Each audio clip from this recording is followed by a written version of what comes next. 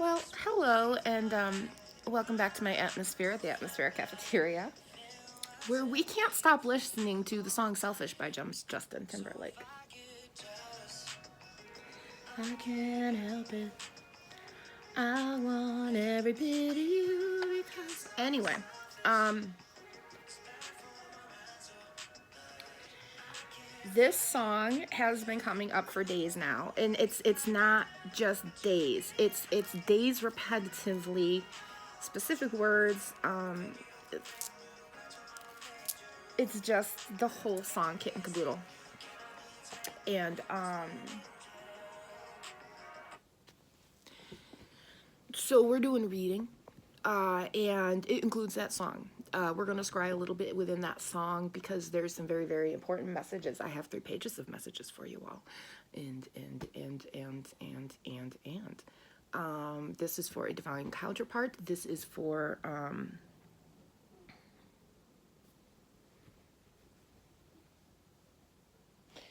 they told me the distinguished divine male.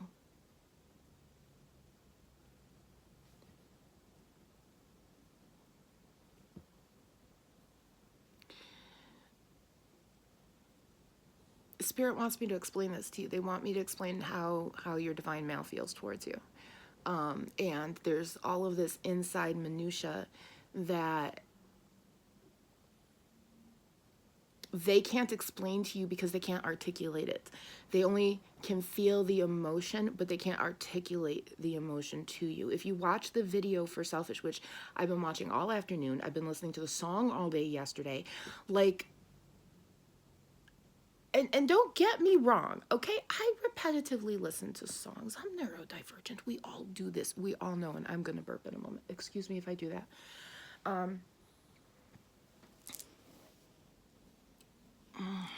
That's funny.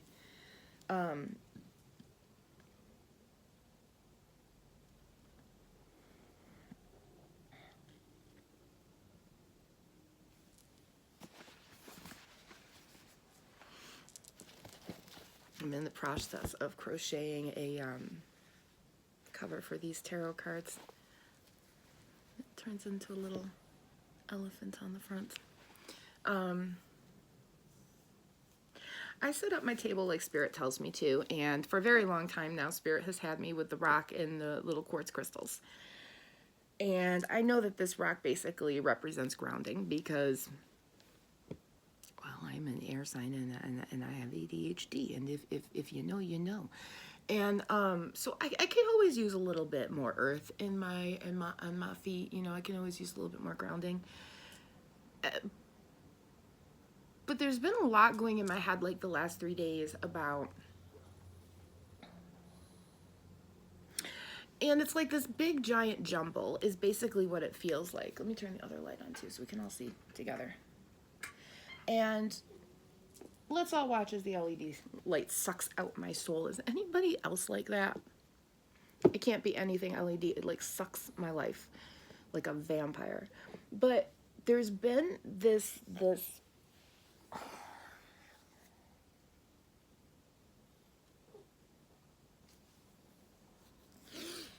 there are the divine counterparts that are healing, and there are the my nails are just filthy, and I apologize for this. Oof, I do apologize. I've been doing a lot of artwork, and so I've got some marker on me here and there. But there have been a lot of divine masculines who have been healing, okay? And there have been a lot of divine masculines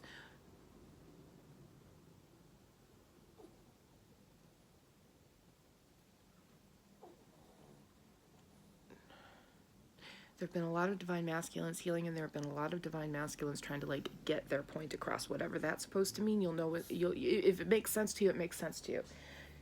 But this is not that. This is not the divine masculine who's healing. This is not the divine masculine who needs to get a point across. This is not the divine masculine who's hurt.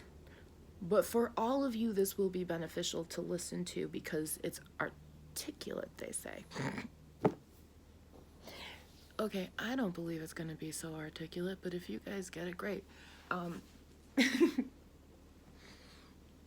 And if you've read tarot readers like I have listened to tarot readers like I have, you know. It's going to resonate with your soul how it's going to resonate with your soul. You're going to get it if you get it, and if by now it doesn't feel like it works for you, it's okay to wait until it does, if it does. And maybe this might sound like something somebody else needs to hear. So there's been a lot of talk about strength and emotion, especially for me in the last 3 days. And I know I probably bugged a certain person about it. I love you. And the one thing that and I think I even had this in one of the readings,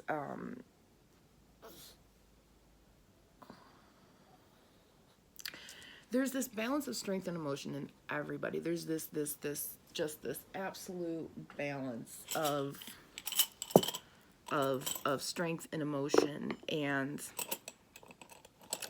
you know, the usual thing is men are strong and women are weak, and men can lift a truck and women are overly emotional and hysterical, and whatever antiquated terms we all choose to use that we just really don't need to use anymore.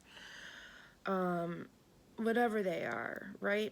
But at the end of the day, what it really comes down to is a balance, right? And I think I explained it the other day in one of the readings. You know, women do have a lot of emotion. We are very emotional. We're also extraordinarily strong. So we have to have emotional strength and emotion, right? Men are extraordinarily strong, but they can also be extraordinarily emotional. And what I have always said is the majority of women, and this is not all, but about 95 to 98% of women, although it is harder when your hair is short, I'm going to give that caveat. Women who have longer hair understand that the difference between a good haircut and a bad haircut is about a week or two. Okay?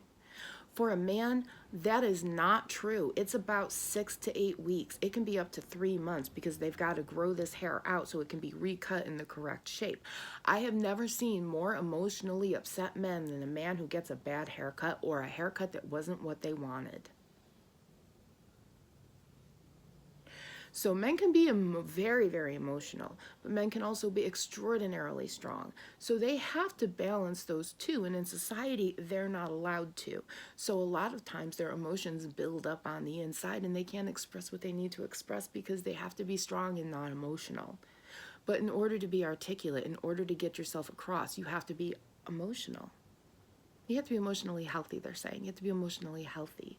And that doesn't mean that you're crying at every movie. It just means you recognize your feelings and your emotions for what they are and what you need them to be, you know? And it's the same thing with women. It's recognizing your strength and how strong you need to be, you know, because women can be a little emotionally sassy. You know, part of having emotions is also being sarcastic and looking at someone and going, you're not fucking with me today, fella, go fuck off, you know? Don't care what the hell you're going to, you know? And we have to balance that, you know? If you know, you know. So, but we do have to balance those things. So basically, each gender is different. Whether you're male, female, non-binary, it doesn't matter. Each gender, emotionally, the hormonal part, the scientific part of our bodies are different. Okay, and I'm only talking about the science because gender is a Venn diagram. It's whatever you feel you are, you be. I don't care. As long as you're a happy person and you're happy with yourself, that's all that matters. You're the only person that has to be happy with you, no one else. You know what I'm saying? And I will be nibbling because I did not eat the way I should have before. And when I do this, it always makes me very hungry, so there might be nibbles in between. But you know, nothing is perfect. And like I said, gender is a Venn diagram. It's no, like I even say for myself, I am very girly, but I got this little spot of boy, and we like to go play in the mud and in the rain. Okay? It's just how I am. I could have seen, if I didn't have the parent that I had being somebody who felt very non-binary. I could 100% see that, but I was a child that got the choice to explore choices and options on my own in my bedroom on the floor while I was playing with something and thinking about how I really liked Hot Wheels. But Hot Wheels, and I remember this conversation in my head. I was like, I really like Hot Wheels, and I don't remember what I was playing with. But I do remember sitting there and thinking to myself, I really do like Hot Wheels, but Hot Wheels are for boys. Does that mean I'm a boy? And I got panicked. And I stopped and I said, no, that doesn't mean I'm a boy. That just means I like Hot Wheels. And then I thought about it, and I thought about how I liked dinosaurs and I liked elephants and I kind of liked Barbies and I really liked Strawberry Shortcake and I liked all of this girly stuff. And that's when I sat there and went, well, yeah, I do like these boy stuffs. And it's okay to like the boy stuff and the girl stuff. And that was it. That was my conversation in my head of, am I actually a boy because I like Hot Wheels? And in my little kid under the age of 10, God, I must have been like seven or eight, I think. Because I remember, because like a year earlier, we had watched Phil Donahue and he had people on who were transgender. And they were talking about being transgender. And this was not an awful thing. It was wonderful. For the time. It was very eye-opening, and I always liked Phil Donahue because he always did a really good job. He always made people feel comfortable, and he always made the watcher feel comfortable, I felt. And I'm saying, talking in the 70s, how you would feel in the 70s about this stuff, because people weren't used to it. They weren't, it's not like today where you can go, well, go fuck yourself. This is my friend, they're trans, go fuck you. It wasn't like that. It was just a very different time. And, I just remember being allowed like a year later to just, I mean, because I think there was like they were on again, or maybe there was like a repeat or whatever, and I remember being allowed to think that and then live my life because nobody told me I had to be a girl, I had to be a boy. So I don't know why I went on about that. Whoever needed to hear that. So, you know, gender is a Venn diagram, but when it comes down to the masculine and the feminine, and when we're talking scientifically about the body and the hormones, the male body does have more hormones in a different way. No, that's wrong. Not more hormones. They have different hormones. Women have different hormones, so that affects us differently. Does that make sense? Does that make sense? And that's not a bad thing.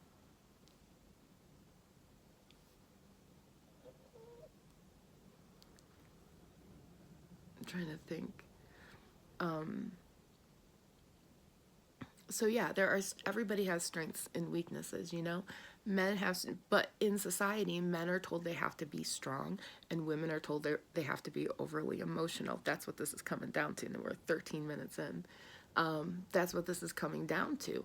But because sexuality is a Venn diagram, and men are told that they're not allowed to be emotional, they end up getting angry. What is anger? Anger is an emotion. But what do we look at anger as? A strength. Is anger a strength? No, not really. Not really. It can be. It can be for an angry woman who needs to lift that car up. Sure. You know? So, and when you're a woman, you're told you're not allowed to be physically strong. You should be demure, and you should be emotional because that's what you are. And are women emotional? Yeah, we're emotional. We get angry. And what is anger? Anger is an emotion. And instead of people seeing anger as strength in women, they see it as hysteria. So do you see how that goes? You see how that goes? So that had to come out for some reason. So basically Spirit is sitting here going, you know, you have this ebb and flow, of emotion. You have these men being told this, that they have to be this way, and women being told that they have to be this way, when in reality their emotions and their strengths are a Venn diagram. That's what all of this is leading to. Your emotions and strengths are a Venn diagram, but because society tells you that you have to be one way, you can't get out these strengths and emotions. And the video for Selfish really, really shows this. It shows, the whole song itself does. And this is what Spirit wants to get across to this divine feminine, this divine counterpart, because it doesn't have to be a divine feminine, it just has to be a divine counterpart. That this is how the masculine feels. And this isn't going to be for every masculine, because every masculine is different. Some masculines are able to articulate that emotion, and some feminines or divine counterparts are able to see inside of their person that joy and that excitement, because they themselves feel it too, because they are divine counterparts.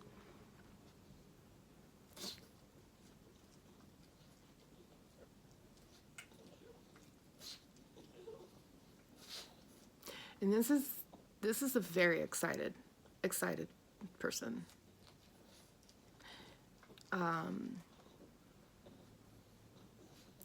This isn't someone who is obsessive. This isn't somebody who you have to fight with. This isn't somebody that you're arguing constantly daily with. This isn't somebody that when you look at them you wonder, should I really be in this relationship? If you feel any of that, this is not the reading for you. This is not the reading for you.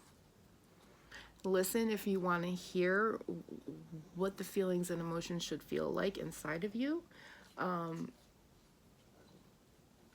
Or, you know, I say what they should feel like inside of you, but everybody's feelings and emotions are different, and the way you express and feel emotions are different. But it is a general range, because it's a very healthy love feeling, which is what this is. So if you're obsessed with someone, this is not for you. If you are stalking someone, this is not for you. If you are not in a relationship, this is not for you. If you are in a relationship where you wonder if you should be in this relationship, or you're not happy in this relationship, or you're thinking of leaving the relationship, this is not for you. This is for two divine counterparts. And this is, they're telling me how the masculine feels, but I'm unsure if what they mean is the masculine in the counterpart, or maybe it's just the masculine side of the body that the person is feeling, and they can't understand the feelings and emotions. So take that how it's resonating with you. If you're a woman and you're feeling these feelings and emotions and you can't quite quantify them, but you can feel like the feminine side gets it a little bit, but like there's this thing that maybe it's your masculine side that you need to get a little bit in touch of, and maybe it's that side that people told you couldn't get in touch with. You know, they told you couldn't play with the Hot Wheels, you had to play with the Barbies. No, you know what? You don't. You can go romp in the mud. You weren't a tomboy. You just liked boy stuff, and you know what? That's perfectly fine. So you might be sitting there, you know, in need of healing with that masculine side, and listening to this might help you understand that feeling inside of you, because, you know, when Han Solo comes out of me, good Lord, God help the world. Well, it gets even worse when Han Solo gives the girl the gun. It's, you know, because, you know, she already put down Galaga, and God help the world if I put down my Galaga. Listen, if you play video games, if you know, right? But let's see, where are we? And there is that one there. I'm gonna follow right there, that top, which should bring us to this bottom, which is where the last stitch should be. So I put the stitch marker above that stitch. Perfect. Something I've been needing to do that I accomplished. Also, any ADHDers out there, I have been keeping up with my dishes. I did them before bed last night, got up today, made my coffee. Spirit, oh my God. So, okay, so this sweet guy, dear sweet male, dear sweet masculine part of the human, you've been feeling a little depressed, you've been feeling a little anxious, and by anxious, I mean anxious. I feel like there's been like a lot of hyperactivity on the inside, a lot of, it's this anxious fear of wanting to tell somebody something, but you can't because you're just afraid to tell them. You know, it's not that you know, at the end of the day, they're telling me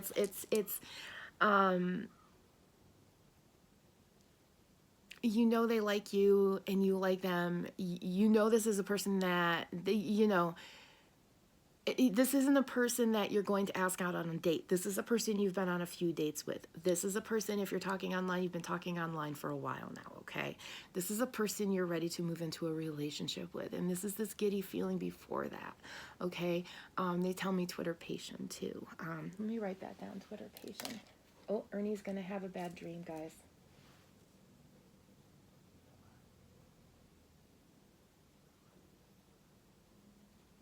Oh, thank you, collective. Oh. After I said that, I felt all of these blessings, and he settled right down. He was running. He has bad dreams. I've gotten to the point where I don't wake them up anymore. I let them have the dreams. At first, I would wake them up so they would know that they were safe. Because my dogs have really bad dreams. Not as bad as my coonhound. My coonhound, he had a dream so bad one time, he literally got up off the chair and started walking, woke up, looked at me like, why am I standing?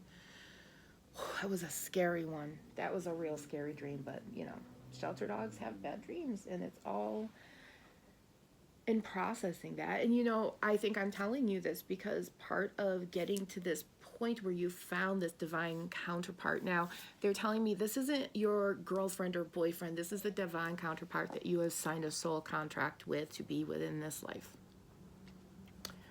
This is that joy. This is that electromagnetic shock when you see them. This isn't the sonic boom of life lessons. This is I saw their picture and I feel like I just touched something and got a shock, but it was on the inside. It's an odd feeling. And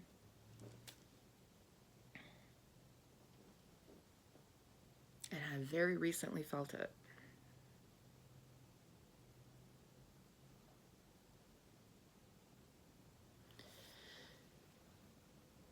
We shall see. I predict nothing.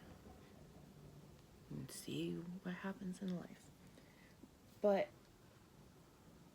this song, they're saying, encompasses the emotion of how someone feels when they see that one from the Garden of Eden, their person from the Garden of Eden. They're telling me it's not just Adam and Eve that was in the Garden of Eden. When your souls are born to be with each other, you are born within a Garden of Eden, a garden of flowers, a garden of learning and growth. So hold everything here. Garden of Eden, Garden of Eden. Let me ask Spirit a question real quick. So Spirit, can I get on a different page? Yeah, because I can't tactilely.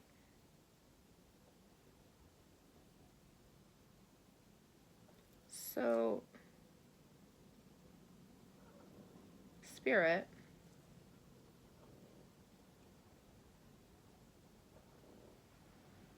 are souls themselves born into little gardens of Eden with their soul person that they're supposed to be with? And then they grow together and they learn and they're birthed out into the universe as two souls that fly together and will rebirth to learn what souls need to learn. Wow.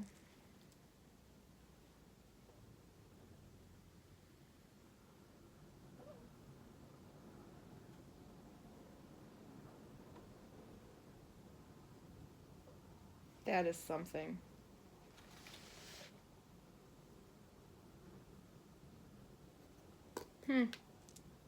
Interesting. Interesting. Ooh. Oh, now it's gone. Oh, that.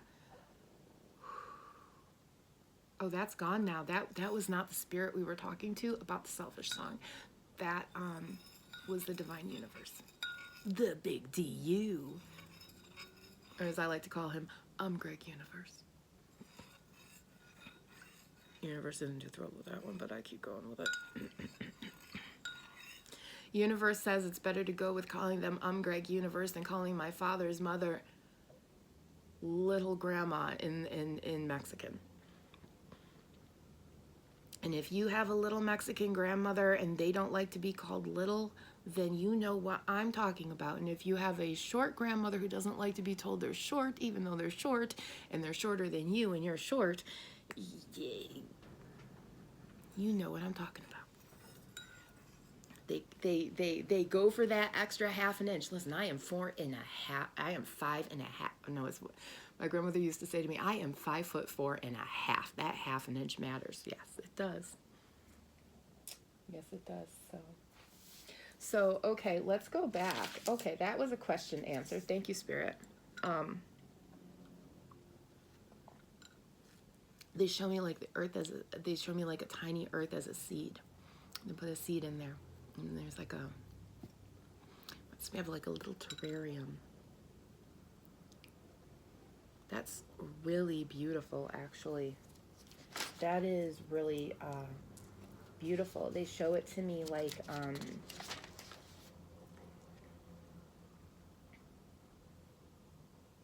a garden house for some, a greenhouse. And they show me the rose.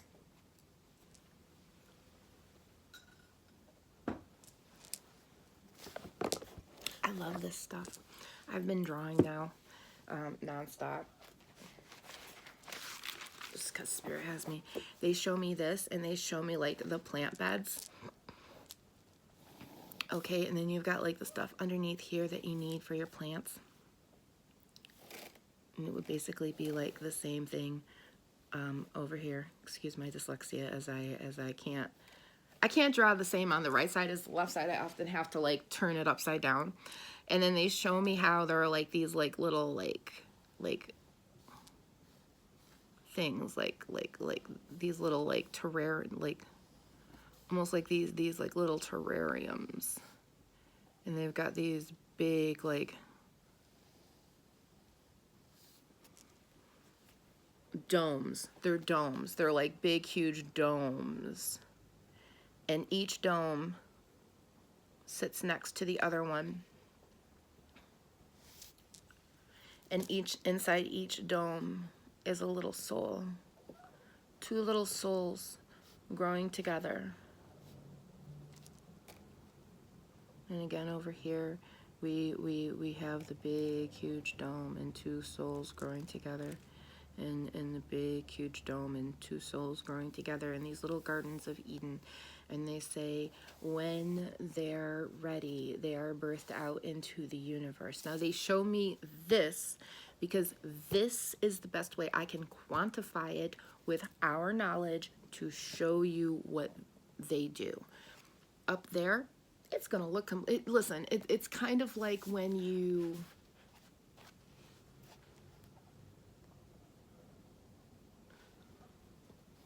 only know one language and you're dropped in the middle of some place where you don't know the language, so somebody has to try to kind of describe stuff to you. So you start using common things like this is a fork, and you learn how to learn the language that way.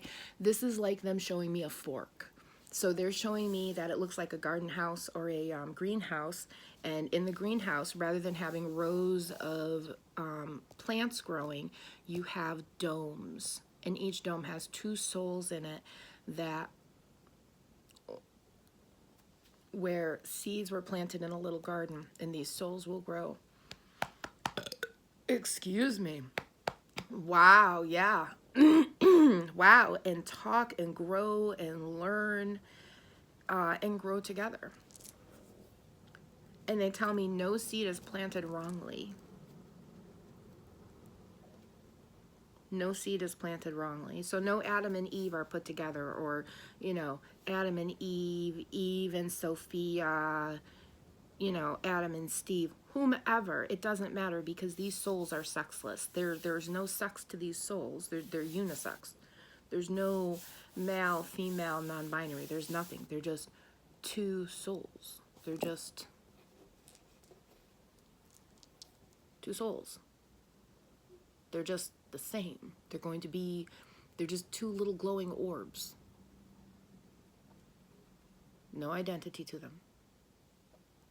Just orbs.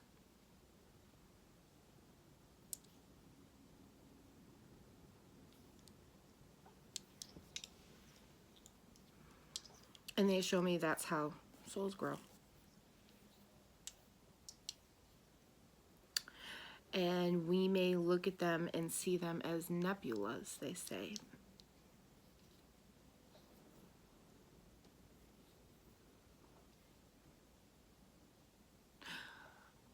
When the gardeners who take care of them, the caregivers, look down on these souls, they look like nebulas to them. They look like nebulas to them.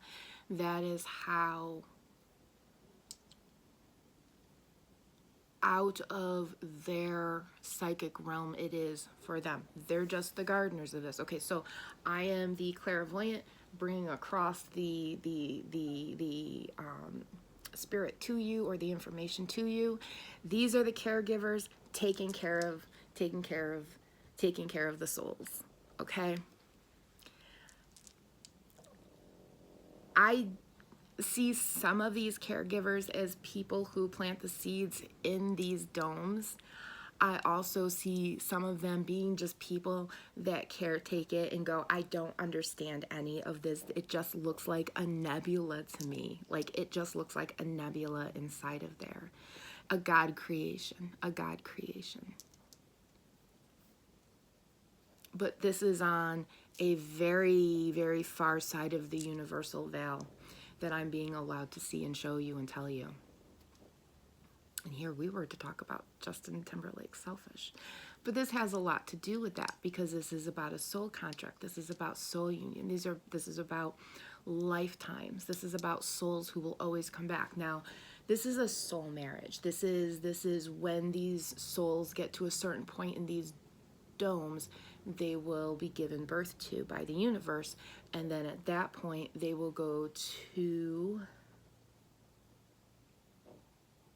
the area where review is done, where they can start to prepare and do their planning to be born, to learn and experience life, so that they can go over to the other side and be whatever it is that they need to be there. This is that birth. Wow. Birth of souls.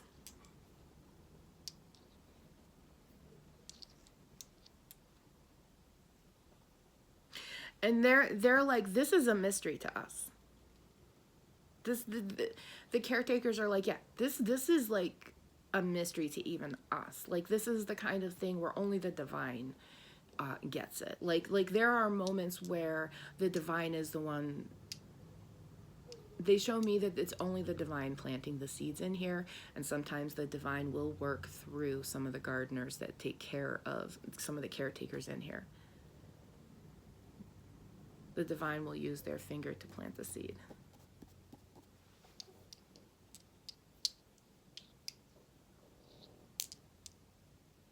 I see purple, like a purple nebula. Everything's a starseed.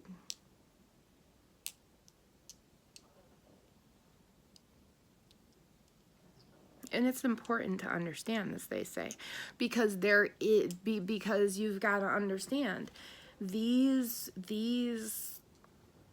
souls being created are genderless. There's no gender here. There's literally nothing. It's just these two souls. This was planted, and these are the souls that will be together. Not because the divine says so, but because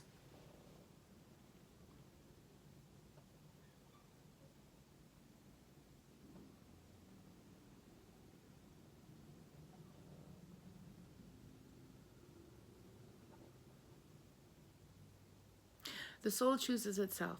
I can plant the seed in the ground.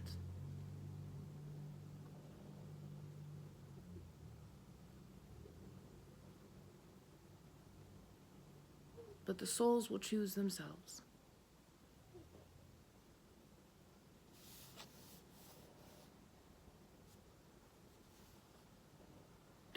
You know, and I'm asking this in very like human terms of like arranged marriages. Is this, and he's like, no, this is just, this seed is here, this seed is here, they're covered with the soil, they're watered, they're grown, they're taken care of, and this is just what is supposed to be. It is just what it is. You just accept it.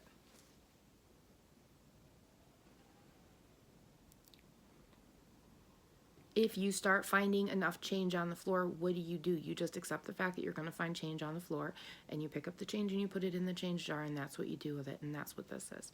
It just is.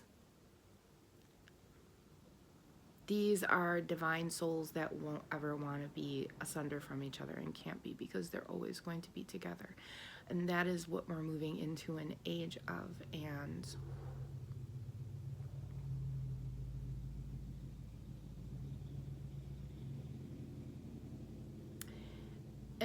an articulation of. They need that to be more articulated, if that makes sense.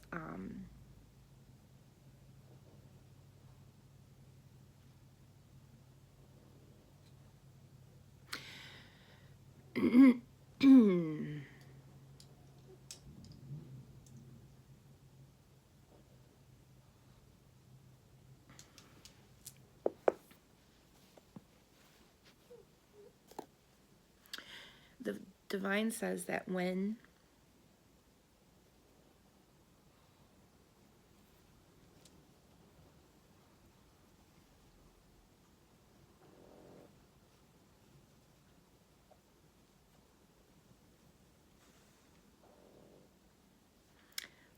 you meet this person here,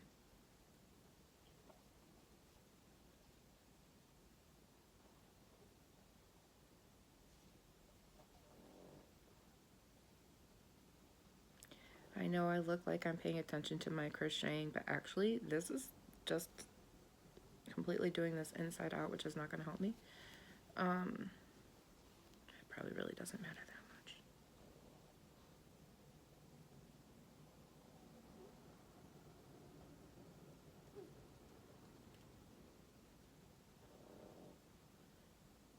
There's this knowing and this warm glow.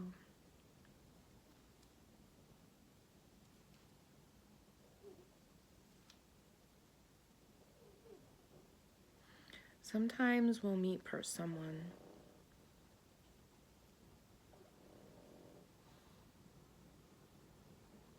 we'll have a soul contract for whatever reason. You know, because basically what goes on the other side too is, you know, you make friends. And sometimes as friends, you look at your soul partner, your soul spouse on the other side, and you go, your soul partner, and you go, yeah, I'm gonna go over here with Fritz McGee. We're gonna go be reborn, have this adventure, get married, have kids, yada yada. You okay with that? And they're like, yeah, great, fine, go have fun, because I'm gonna go over here and do this. Because yes, you are soul divine counterparts. Yes, you were grown in this seed together. You were grown together here. But you have your own individual learning to do. You know, in any good relationship, if you don't have friends outside of this, if you're not growing outside of your relationship and you're just stuck up each other's asses all the time, there's no growth. Now, if you're in a situation where, you know, you live someplace where, people around here are kind of iffy and we're just kind of sticking to our own and whatever, okay, there are other situations where this happens. That's not what we're talking about, because you know those situations are what they are. So like your soul, your divine counterpart, they got to go off and learn their lessons too. So they're going to go to whatever veil it is that they need to go to, just like you are, to learn the lesson. And sometimes we get reborn with friends, and we, you know, have children with them, and we go on our life, and we get to the other side, and we go through review, and we see our counterpart who's there, and we, you know, we learn and we grow, and you know, we don't always live together, but at the end of the day, we come back to each other at some point when we've grown, because we always grow, because what they're telling me is, if you're crossing over, you're growing. Okay? If you get left in negative space, it's because your soul needs to clean itself up, and it needs to whatever. It doesn't mean you're going to get reborn. It just means you're going into a different part of review. That is aside for narcissism, anger, that sort of thing. Part of being a soul is sometimes going through that and learning how to clean that up. It just depends on the degree that your soul needs to learn that. I'm not saying everybody goes through an authoritarian dictator stage, because not everybody needs to. Not personally, but what they show me is that that's something different.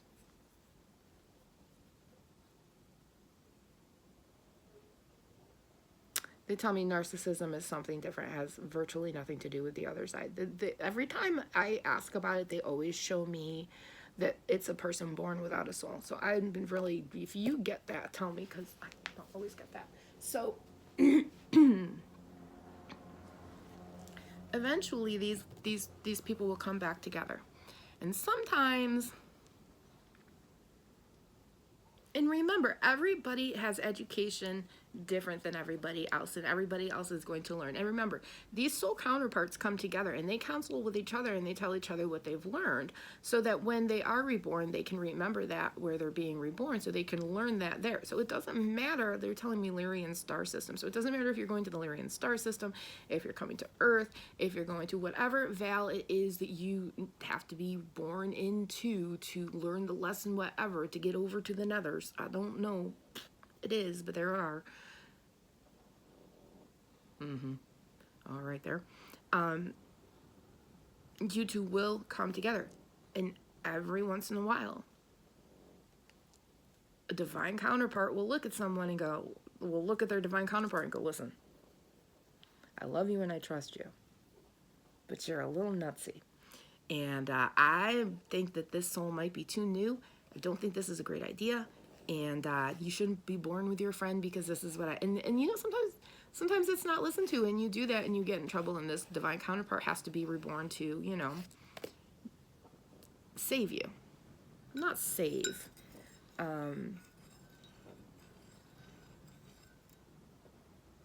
It's like their soul is born to guide you in your mission on this life plan. And if it should foobar, this soul comes in to help. But that's only in extenuating circumstances, because usually the majority of these, but there are a few people that this did not work out right for. And I honestly think that's what a lot of us are picking up.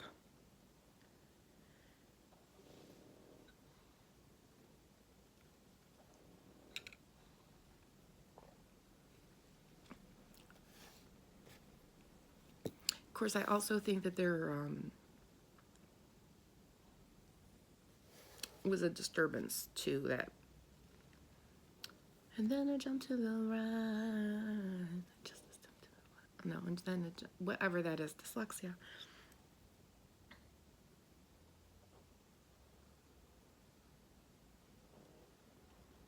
So basically what's going on is these divine counterparts are now aligning and coming together, okay? These souls that were here, that have done their growth, they're aligning. And they're either aligning because they're needed, because someone did something stupid and probably shouldn't have done that, or basically what they're saying too is, it's like these divine okay, that makes more sense actually. That makes so much more sense, thank you. I'm getting freezing. Do I have my hoodie? I do. And do I have my socks? I do.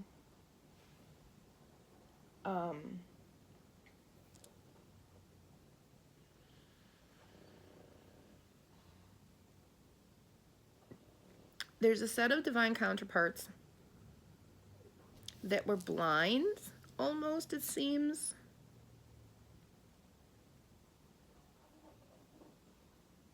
And were being reborn with the friends they needed to learn with. And it should have gone right, but something jumped. Now, I did do a reading about a jump that happened, so do look at that one if this resonates with you. In these divine counterparts over here, because they had that teeny bit of extra experience, saw something weird was going on, but they didn't understand what it was. So they made the choice of being reborn. And I am telling you now, I have been getting the movie with Timothy Hutton in it, Made in Heaven. And in that movie, spoilers, if you really want to go watch it. It's from the 80s. They basically tell him, if you are reborn now, you're not going to be reborn in the body you're supposed to, like you're not going to be. So there are a lot of people born in bad situations who are very intelligent divine counterparts on the other side who came over here because it didn't matter where they were born or when they were born. They needed to be here for this line of their other divine counterpart because they knew that there was something big that was going on. They knew that there was going to be a jump in the line, a jump in the soul path. What is that? What ones do you want? The Moonology deck? All right, but I'm putting my socks on first.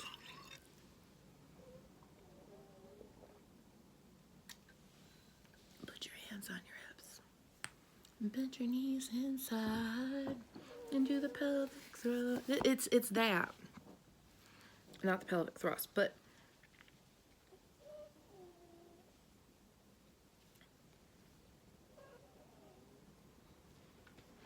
it's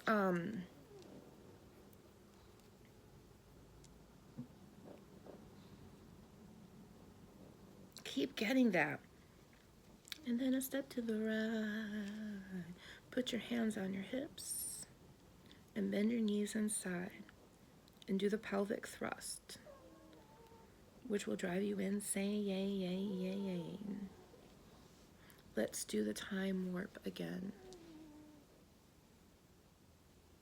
Time warp. So was there a time warp, Spirit?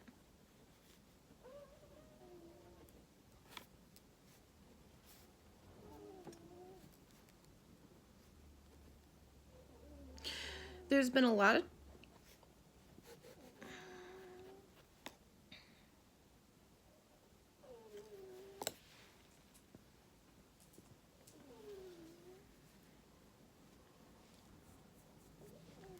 Well, what kind of clairvoyant are you? I'm the kind that puts socks on right in the middle of a reading I'm recording because I get too cold and forget to do it myself because when I start the reading, I'm too warm.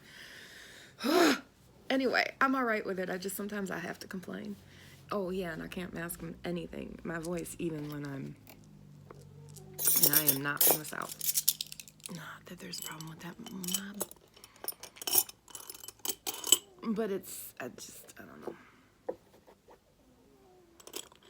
Listen to all my mimickers out there, y'all get it.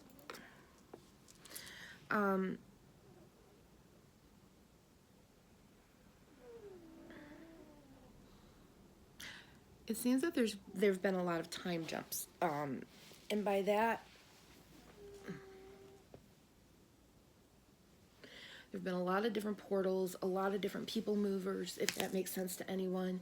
If you felt like sometimes you'll feel like your body is, obviously not for a medical reason, but it's like all of a sudden your energy, your soul, your being on some psychic level will feel like it's on a people mover, or like it's going through a tunnel or a different portal, or sometimes it even feels like you time jump a little bit into and that's what the and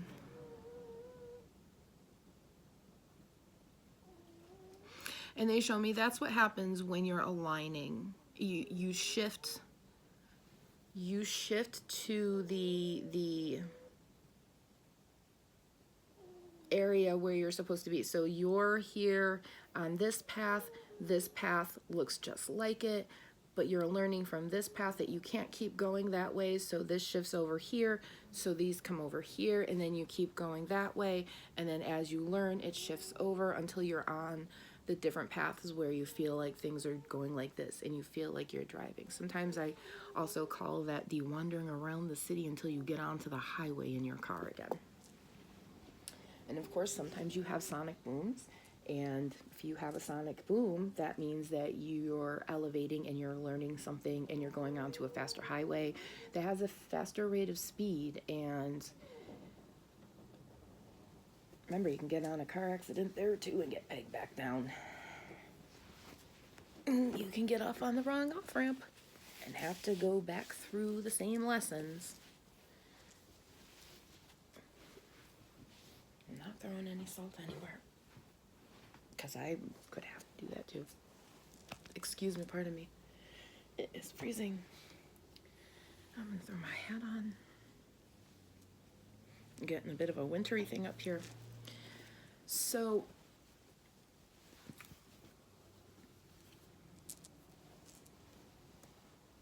I'm sitting here going, okay, so what does this have to do with the song? And okay, like trying to find the arm of your hoodie. Sometimes things are just wrapped up.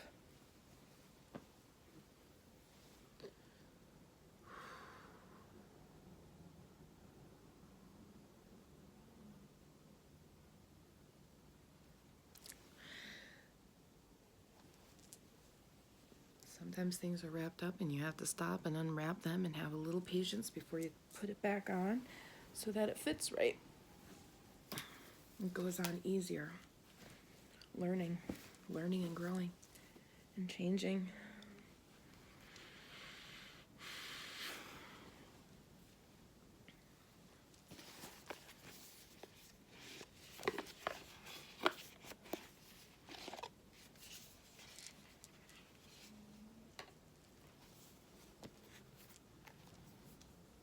Watch for signs. We've got our blue butterfly on the bottom.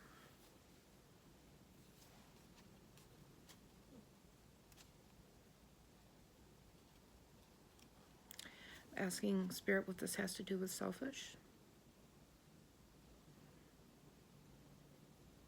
Spirit asks me to remind you again, if you are in an abusive relationship or you are stalking someone, or this is not a true divine love connection, this is not for you.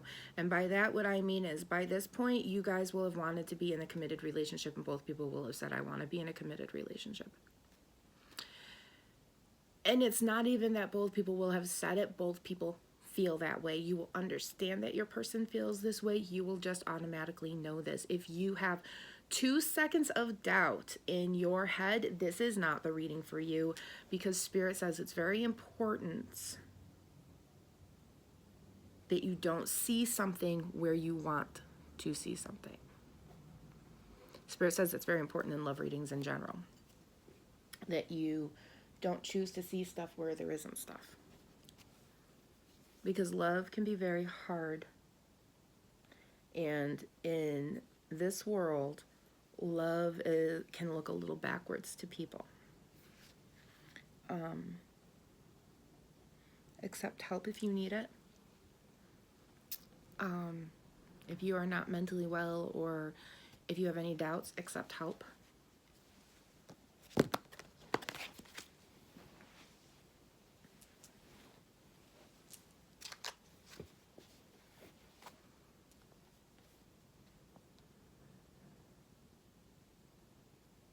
Because Spirit doesn't want you to doubt yourself. And Spirit sitting there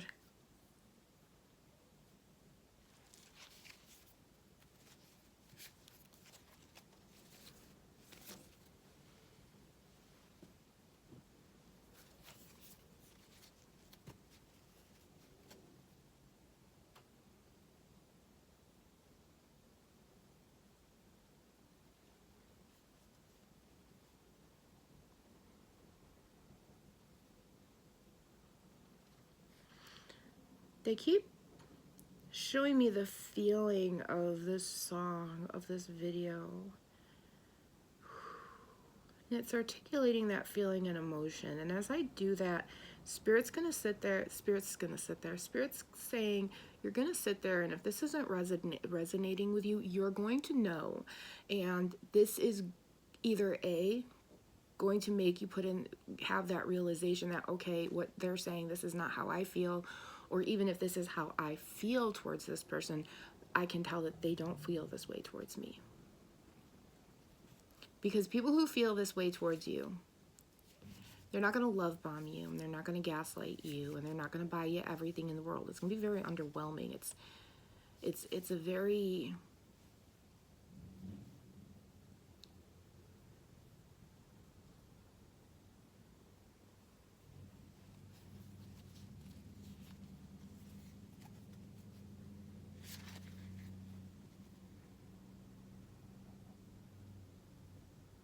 communicate.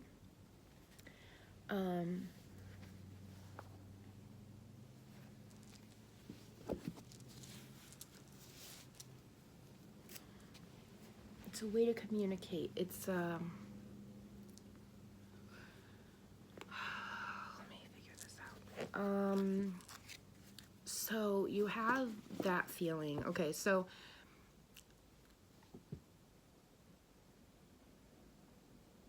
now sometimes we can meet people and we'll have this feeling, and they're there for a reason in a season, and something happens and we're not with them anymore for whatever reason that is.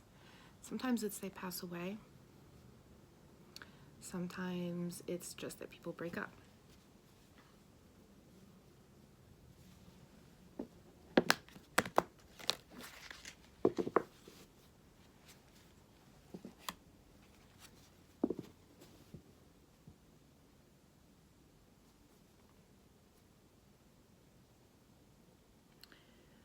But there's an inner knowing to this feeling.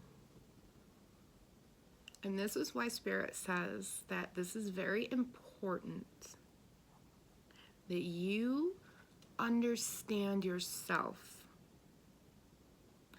that you have made the choice to do the mental health work, the fixing yourself, because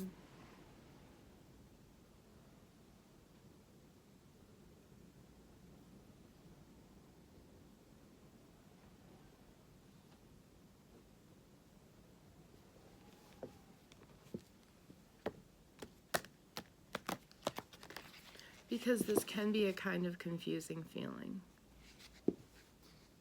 Because this isn't like most feelings of love. You know, love starts out, you really like somebody, and you get goofy and you get silly and you get, ooh, hee hee hee hee hee, and it can all happen very, very quickly. And, you know, you've got to take a breath and you've got to communicate with yourself, because when you're feeling like that, if you don't take a breath and communicate with yourself, you can't articulate what you're feeling. So you can be 3 months in a relationship and you can start feeling like you love that person. You can feel this glow. You know that glow I'm talking about? That glow where you're like, oh my God, I'm so in love. And sometimes it can be a very mentally unhealthy thing if all you ever feel for someone is love, because in any relationship, in any true relationship, love is nice. Love is a great thing. It's a beautiful emotion, and that's all that love is. It's an emotion, okay? It's at like. You gotta like the person. You can't spend, and just saw something, oh, I just saw like a,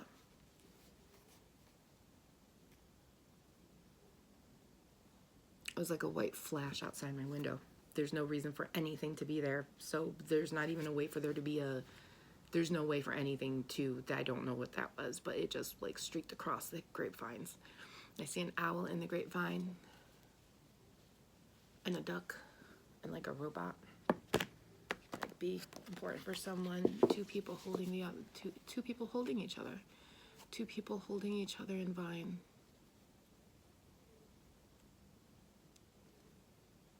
The person behind is consoling the person in front.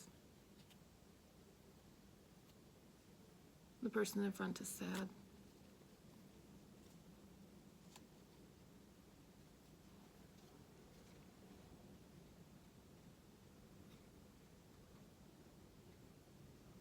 Someone may have lost a child.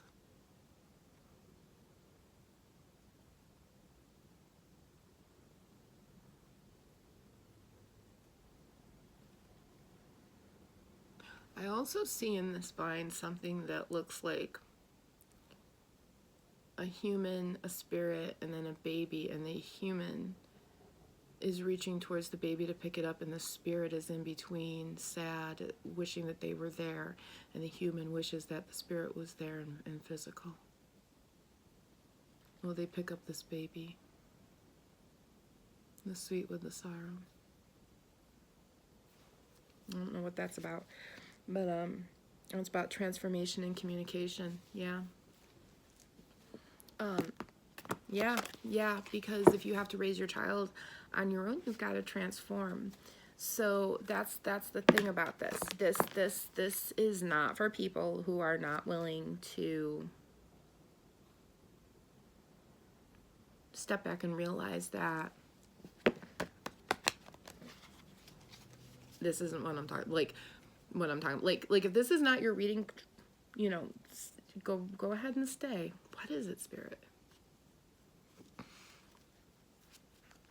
God, they're so adamant.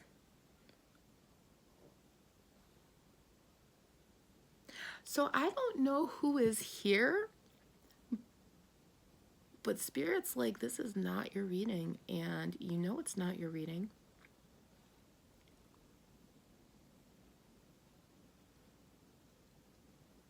They're saying stop looking at the synchronicities. You have to transform before the synchronicities will make any sense to you. It's okay to stay. They don't want you to stay. They want you to find another reading.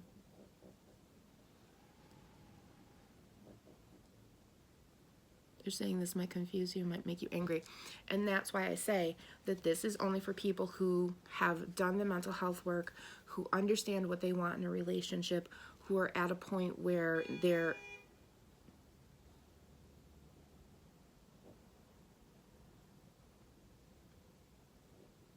okay. They're ready to stop.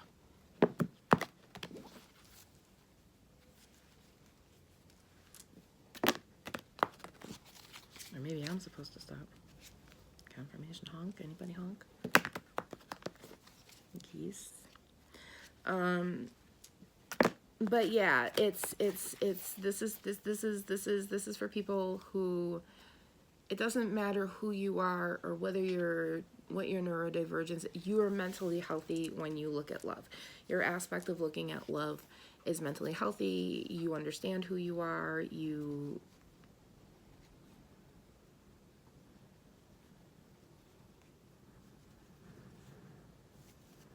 It's an excellent chance that you were not looking for this person.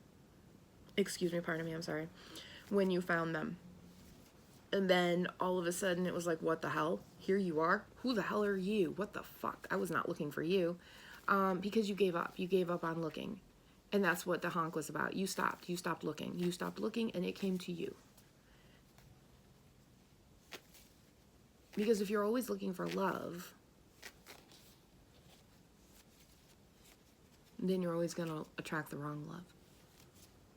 Because they're telling me if you're always looking for love, then you're going to attract the people who are always looking for love. And if all you're ever looking for is love, then you're looking for an emotion. Because you have to like someone to want to spend the rest of your life with them. You have to like someone to not mind that in the middle of the night while they're sleeping, they fart 15 times and smell out the room. Okay? You have to like someone to not mind those really annoying parts of them, because every relationship has them. And that's the thing with this divine counterpart, with this divine union, is that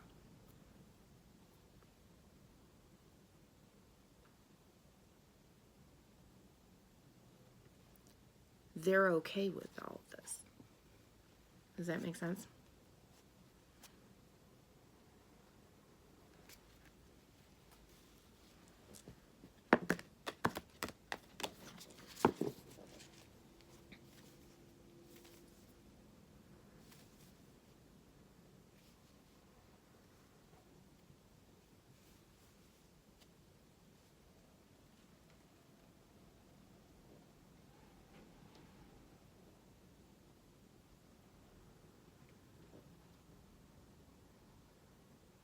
Okay. I'm just listening to what they want me to do. They're like, you explained so much. But they haven't gotten to the song part yet. Because they're like, you guys need to know that part before we get here. Because this feeling with a divine counterpart is not what you're going to be used to. And they need you to know that don't be in your head. Don't go, oh, is she saying it's not going to be what you think, so it's the complete no, it's just when you move into this, they show me it's like you're just gliding across the floor and into the energy.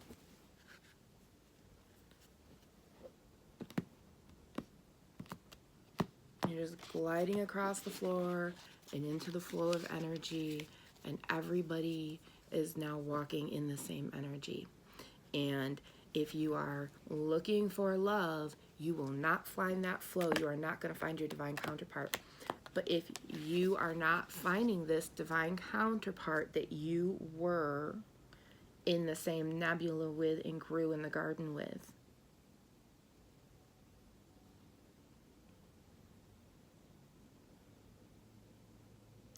if all you're searching for, if you haven't done the mental health work and stopped searching for love, this person hasn't even been born for you then. If you're here to learn how to stop looking for love,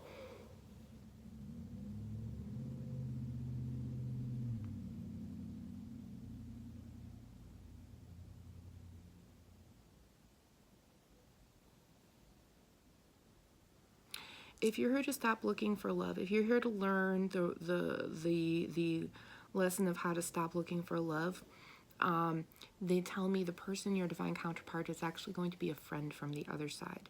It's not going to be this person who you were in the garden with. And this is okay. This is a good thing, because this person is a gentle person coming in who's going to teach you love that you need to know.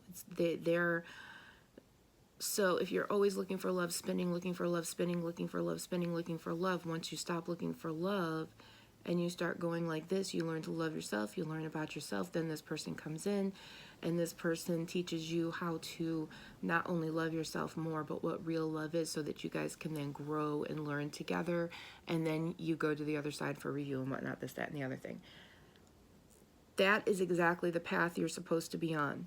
Go right ahead and watch this. But if you are spinning around looking for love, looking for love, looking for love, looking for love, and your divine counterpart has been born and you have not gotten out of this, you're not going to meet him.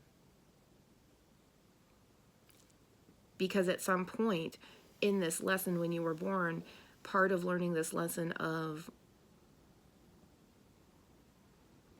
because in the other life you learned how not to look for love, you were with your friend, yada yada. In this life, you do the same thing, but then you pull yourself out of it and learn, I don't have to do that. And that's when you meet your divine counterpart who you were in the garden with.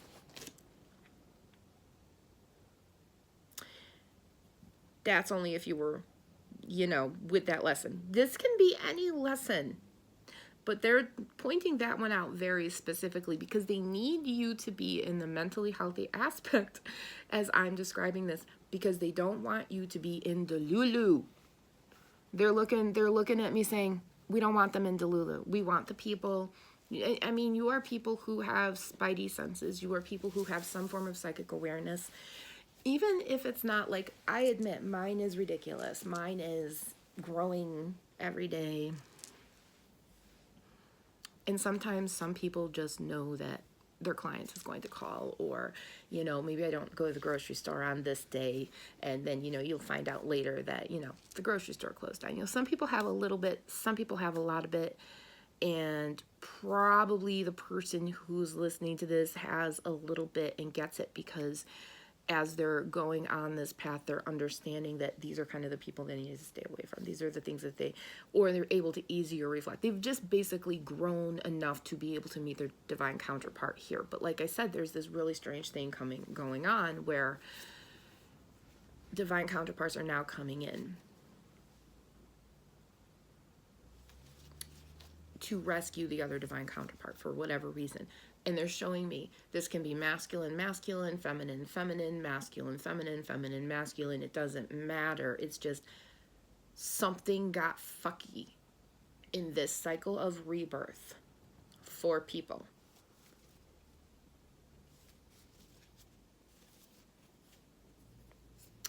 From 1960 on, I want to say.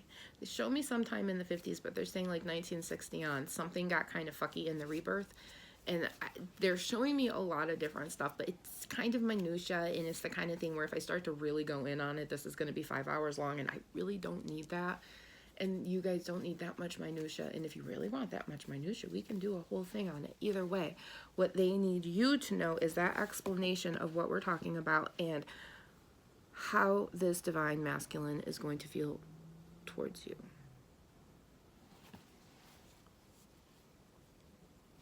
What their feelings are on the inside.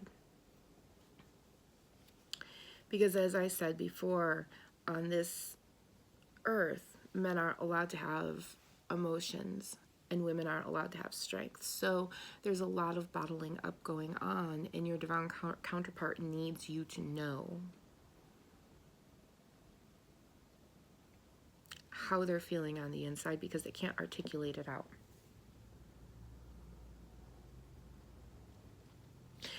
They need you to know where you guys came from. They need you to know where you came from,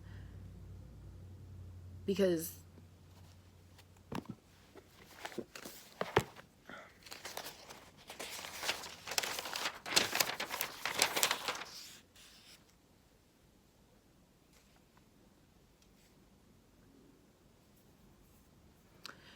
you're the owner of my heart and all of my scars.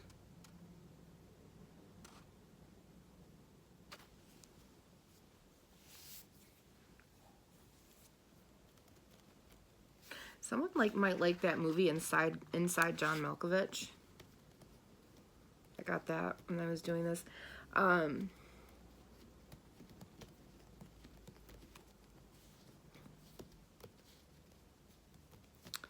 So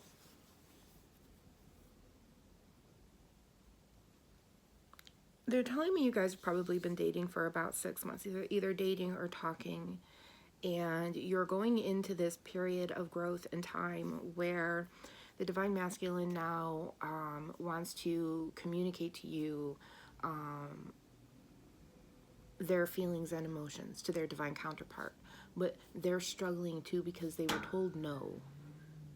Confirmation bump. They were told not to. So because of that, they struggle to articulate verbally how they feel emotionally. Now, as I said, this is for people who have grown. This is for people who have been in the Garden of Eden together in the Soul Nebula. But just because of that, it doesn't mean that they're articulate with their feelings and emotions, because everybody was raised a different way. And like I said, a lot of people jumped into places to be born, to be with their divine counterpart when they knew they needed to be with them, okay? And and so it's important for you to understand this. And they're telling me this might also be a divine masculine watching who doesn't understand the feelings and the emotions inside and is going to go, oh, that's why. Oy vey, let me take a sip of coffee. So, I'm sitting here thinking maybe I should make this 2 parts.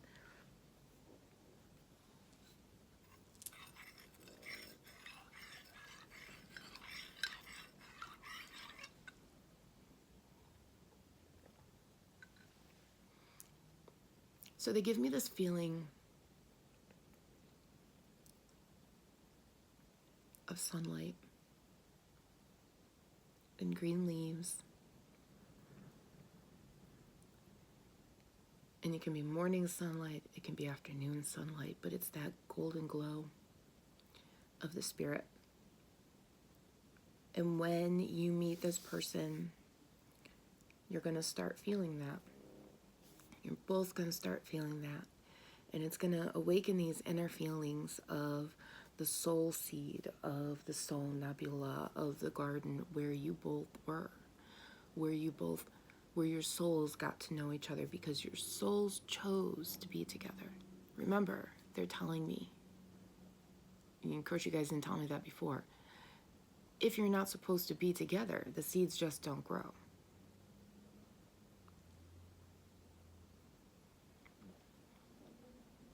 And they tell me like 2 of them don't grow. They've had 2 that don't grow. But the rest that grow want to be together. It's a desire. That's why the seeds are placed together, because the seeds are like magnets and they're drawn to each other. And it's the time that they place the seeds, whatever seed they were, that didn't grow because they weren't the right seeds to be together. So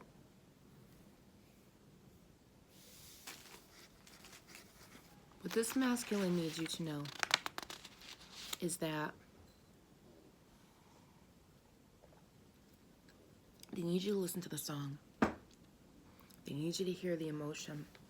They need you to watch him physically.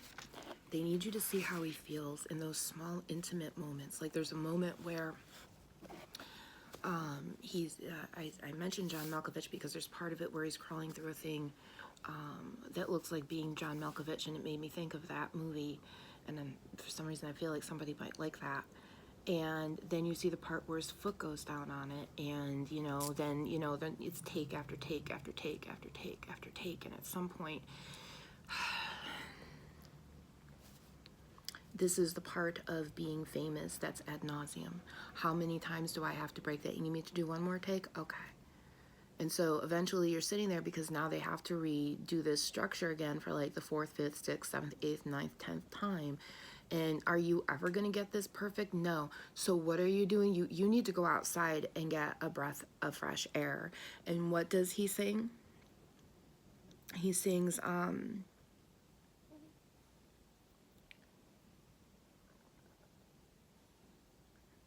wait a minute, I have it right here. I have the lyrics right here because I was like, no, I need these lyrics.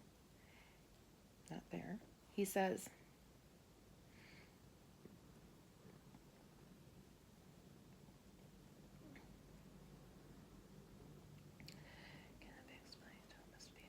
owner of my heart tattooed. Excuse me. Where is it? Shoot. Hold on, let me just go up to the front. There we go.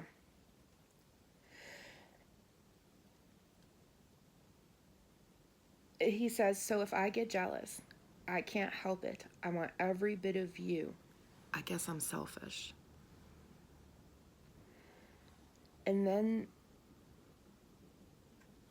there's, when he leaves, he sings that part, and then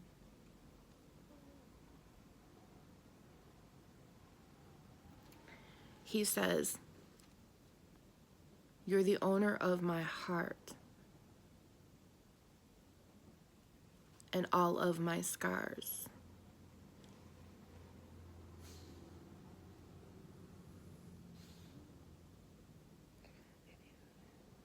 Even saying cannot be explained. I love how I cannot find. Owner of my heart, tattooed your mark, there for the whole world to see. You're the owner of my heart and all of my scars. Baby, you got such a hold on me. So if I get jealous, I can't help it. I want every bit of you. I guess I'm selfish. And Spirit needs you to know that this is not an obsession. This is not a person that is obsessed with you. This is a person that internally is going, I'm not obsessed with this person because I'm not an obsessive person, and I don't think that being obsessed with a person is mentally healthy. But when I look at this person, I want them, I love them, I desire them. My soul is connected to them, and I need them in every single aspect of every single way. I need every atom, I need every neuron, I need every nanosecond I can get with this person, because if I can't be in my soul garden of Eden with them in this house for the rest of my life, I will die. And Spirit needs you to know that this feeling and emotion is not the same as I need to be with this person only, and they can't have any friends because I only want them. It's not that. Whoa! I was gonna go like this to show you how it's like a slippery slide of, you know, this is healthy, and then this side is healthy, and then this side is obsessive. The obsessive side is boundaries, because you have to have boundaries. You can't be obsessive in love, because love requires patience. Like requires patience. Yeah, see, you've got two cactus and you've got moons. It requires patience to grow, you know? Yeah. Yeah, because you have to have changes and you have to celebrate those changes. Yeah. I feel like I only want one. Yeah, accept help too. But this is why it's so important that you understand what I'm talking about, because this soul union is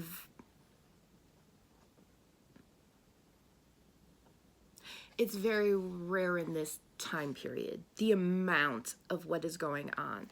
Because here's the thing, like I said before, you're born with a friend from the other side, you get married, you have kids, okay. This many divine counterparts from the nebular Garden of Eden coming down. I mean, I am seeing thousands, 50, 60,000, 500,000, 50, 60,000 souls coming down is rare. Which is why they need me to articulate this to you. Because your divine counterpart is very anxious right now.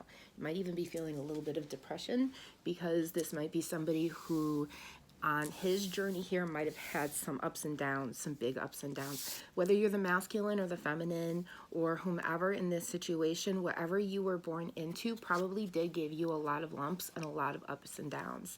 I mean, energetically, we can all sit here and also say that for the time period of whatever, it would make sense that everybody was raised with a lot of lumps and ups and downs and this, that, and the other thing, but that's neither here nor there, because that can always be gotten over, they're saying. That can always be remedied in its way. But this is something jumped the ship from like 1960 on, and a whole shit ton of divine counterparts were like popped in early. So there might be like a lot of older coming in. Then they can also, yeah, that's true too. So whoever you are, I'm going to say that people are not more than 10 to 15 years apart. I mean, I say 15 years, I feel like 10, but I'm giving the 15 just, you know, in case.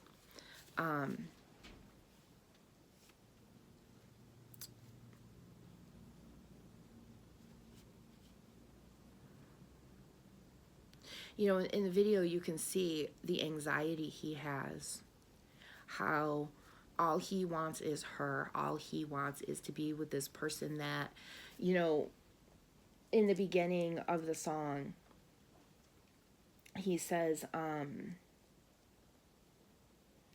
if they saw what I saw, they would fall the way I fell. But they don't know what you want, and baby, I would never tell. If they knew what I know, they would never let you go. So guess what? I ain't never letting you go. And this is not on a what I can give you here on this plane. This is the soul connection. This is the connection that when they look at you,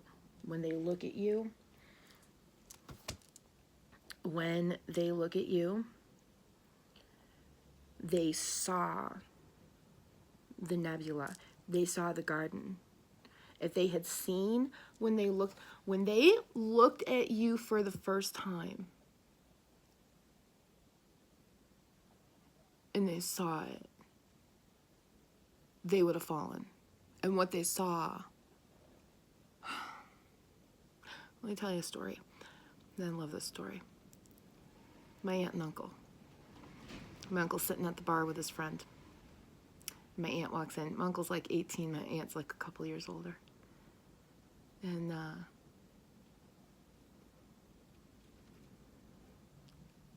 my uncle looks at his friend and goes, "See that girl?" And his friend goes, "Yeah." He goes, "I'm going to marry her." And his friend goes, "Yeah, right." So he goes up to my aunt and he talks to her, and they started dating. And then, you know what? They've been married since 1972. They got 3 kids. But he knew. It's like that song, "Marry Me." He knew. My uncle knew. He knew. He knew, you know. Where is it? Damn it all. It's okay. If they saw what I saw, they would fall the way I fell. My uncle looked at her and he saw inside of her. He saw inside of her soul. He understood that person. He understood that soul, and he knew who that person was. He understood that was his divine counterpart. And it wasn't a matter of him convincing my aunt who he was. It was that when my aunt looked at him, sure, she thought he was full of shit because, you know, he's my uncle. But she kind of knew too. I have a real strong wind energy right here. I feel like we're going to get a big snowstorm in for some reason. She knew too. When I met my first husband, I never had any of that. As a matter of fact, I'm still not sure why I married that man. Everything's a learning experience, and now I can make meatloaf, eh? Anyway, when you meet them, it is this song. When you meet them, there's this knowing. It's like this golden divineness of knowing. There can be this electric magnetic spark shock that feels like it's on the inside of your body rather than touching the cart at the Walmart, which always makes everything shock for me.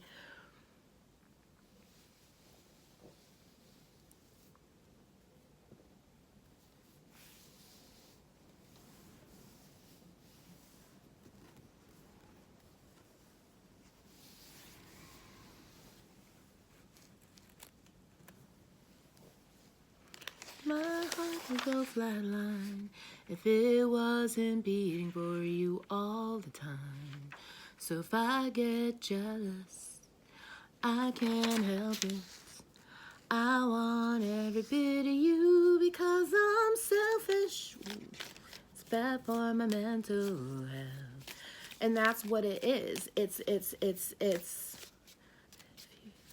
so if I get jealous, it's because I'm selfish. I want every bit of you. And that's what he's saying. I want every bit of you. I don't want every bit of you in the way that I'm going to be obsessed with you and keep you prisoner. I want every bit of you in the way that I had you in that nebula of the Garden of Eden. I want you there. I want you in my home, and I want to share you with my friends, and I want them to love you the way that I love you, but they'll never see the inside of your soul the way that I will. They'll just know that I love you and that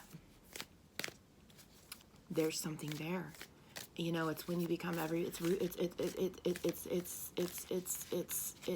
it's Garnet. Season 4, episode 4, dude. It's Garnet. It's that union of the souls, you know?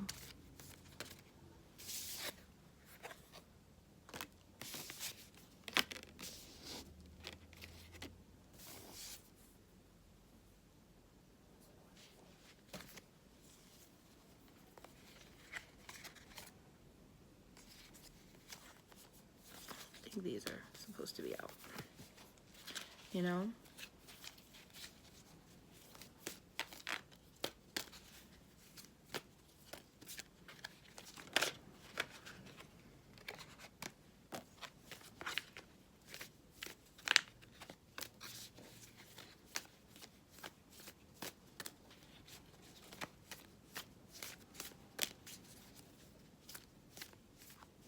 Because this is a selfishness. This is a selfishness that has been there since the seed grew in the Garden of Eden. That's why you were there. I mean, at the end of the day, did you really want to be birthed out of there? No, you wanted to be together forever. But you had to be because you had to learn and change and grow. But you always come back to union. You always come back to union. And neither of you are born again until the other person comes back to union. That's why it can take a little bit.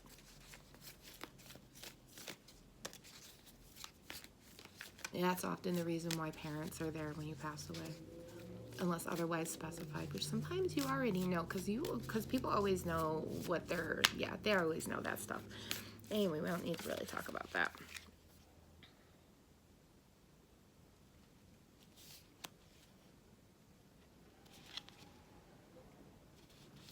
It's true because it embraces uncertainty, and they're avoiding, somebody's got to avoid drama. I don't know who you are, but you should.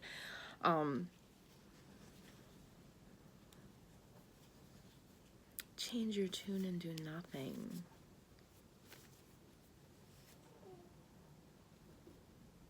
Face your fears. Encourage. I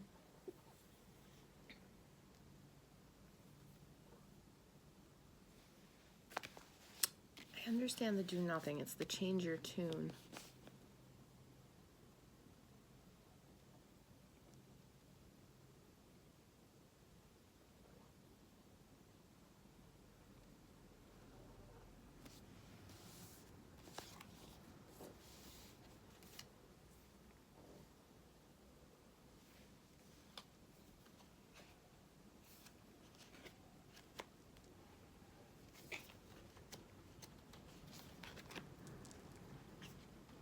I thought that's what that was. Okay.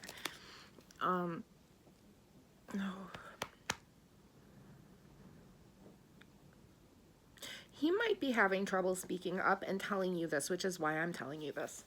And I think that's what change your tune is about, because it's not that he isn't doing anything, it's that he's,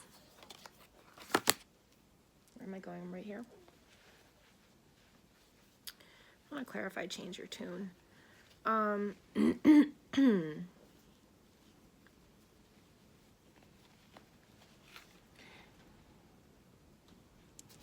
Because that's the thing. He's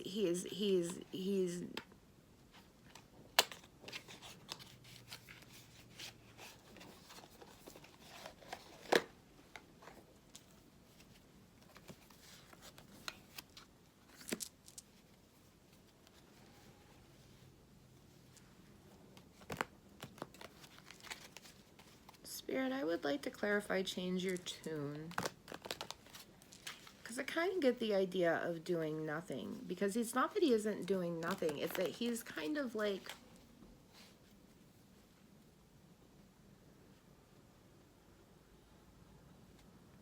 It's like there's this airy feeling of emotion inside of him. It's almost like it gets him... Do-do, do-do-do. It's that feeling of that whole song. It's like he's in love, and every time he looks at her, it's like, how do I, like, how?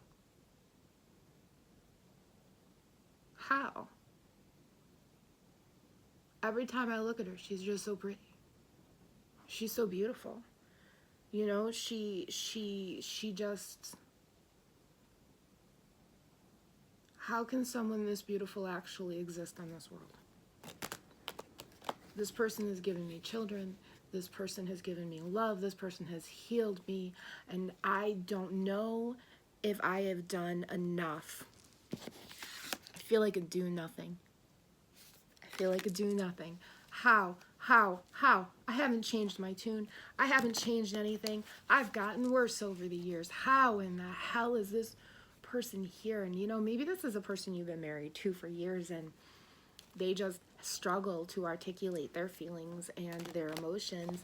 But when you look at them, they're doing those tiny itty bitty little things, you know, because if you were raised in a household where you weren't allowed to articulate your emotions, then you're going to do those little things. Oh, well, he put the dishes away in the dishwasher today. Well, he hasn't done that in 3 weeks. Well, that was its little thing. which is not the same as a person that just doesn't do anything. Always remember that. So yeah, can you clarify, change your tune, Spirit?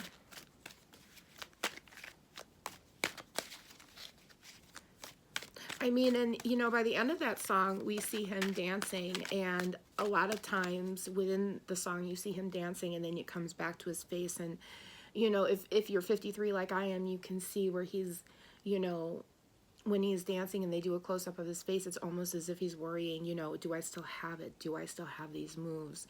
Can I still do these things? Am I too old to be doing these dance moves I was doing when I was younger? And there's this self-doubt of yourself, and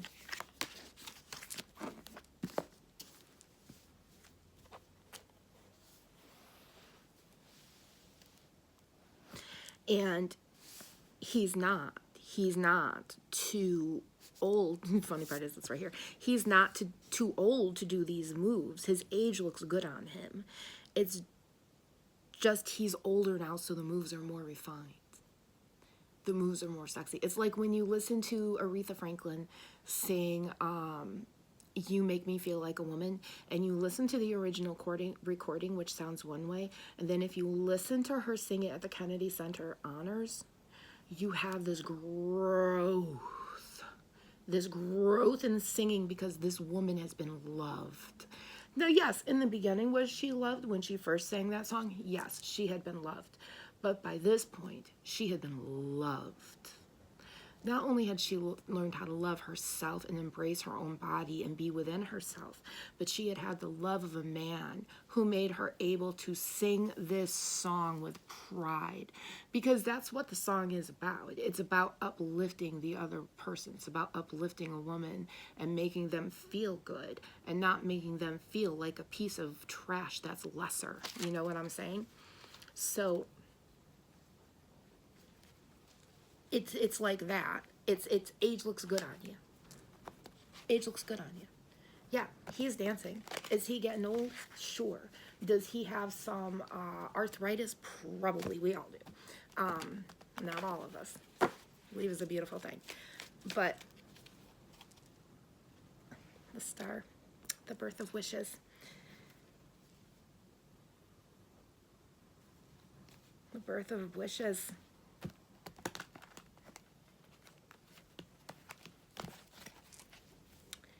Birth of wishes. And if you know that song, put a bunny emoji down.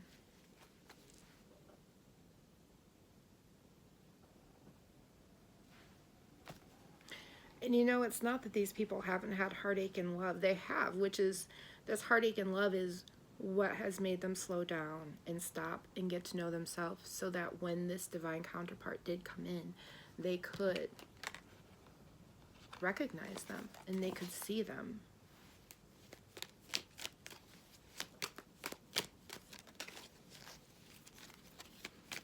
But yeah, he may think he's too old, but he's not. His age looks good on him. You know, those dance moves, he can still do them. It's not that he doesn't know them. It's just maybe his legs hurt a little bit more. But the thing is that it's more refined now.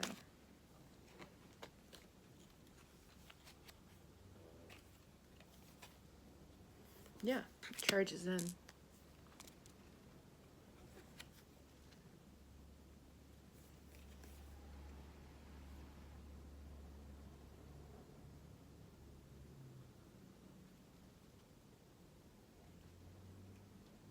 Yeah, you know, he charges right in, but he feels insecure. He doesn't think he has the magic anymore. But he does. He absolutely does. He does have the magic.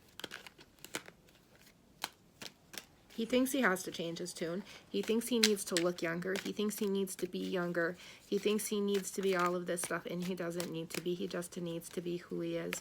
Whoever that glowy person is on the inside, whoever that person is that smiles when you see her and she doesn't know you're looking. It's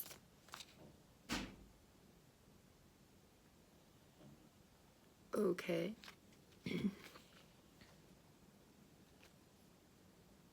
It's that glowy part when you look at her and she doesn't know you're looking and she's just going about her day. And that's that part. It's that energy that you're feeling. It's like this real golden glow. And that's when you realize that you do have the magic. Do you feel that glow? Can anybody feel that energy?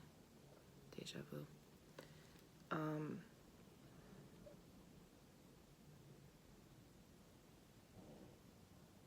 It's that glow. It's that feeling of first morning light when you wake up, or in the afternoon when you look up in the evening sun, when the evening shadows and the stars appear, and there's no one to dry your tears. I could offer you 1,000,000 years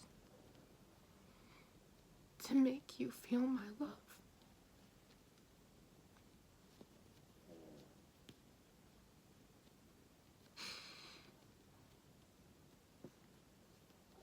That's what he wants you to know.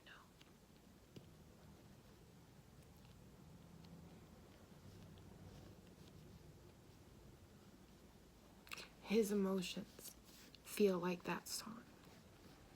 He thinks he's too old. And it doesn't matter his age, he just thinks he's too old. And I'm gonna say that this is somebody who is over the age of 30. Over the age of even 35.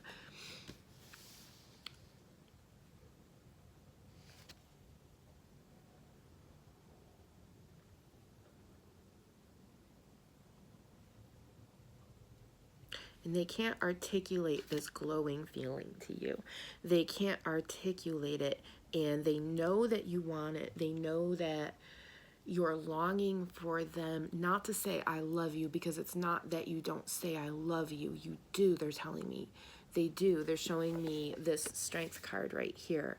You have the strength. They're showing me that you do say I love you, but there's this glowing feeling from the divine seed of the nebula in the garden that they're trying to explain to you that they can't, and they can't. And you may be feeling this feeling too, and more than likely you are. And where some divine connections can articulate this to each other, some can't. And that's who we're talking to today, are the people who can't quite get that across. So you need to know he's in that, they are in that divine glow. He's in that divine glow. And he's just, as a masculine, never been allowed to say it. Yes, that would make sense. He's always had to change his tune and do nothing. Yeah, it was a real harsh one too. But you know, he had to face his fears, and he had to have courage, and he had to set his own boundaries, and he had to do his own thing. You know, he had to charge in like the Knight of Wands, because he is the magician of his life, and he understood the moment that he saw you that this was the divine connection. And the thing is when I say this, Empress, it wasn't just him that felt this. It was a mutual feeling, because if it wasn't a mutual feeling, you would not be sitting here for 1 hour and 43 minutes. It was a mutual feeling. It wasn't a sonic boom to learn more on a life path. There's no sonic boom. When you feel a sonic boom and a bright glow, that's you're on the right path. You're learning on your path. You're learning something on your life path. This is the feeling when the evening shadows and the stars appear, and there is no one to dry your tears. I would offer you 1,000,000 years to make you feel feel my love. To make you feel my love. And that's what this is. He needs you to know that.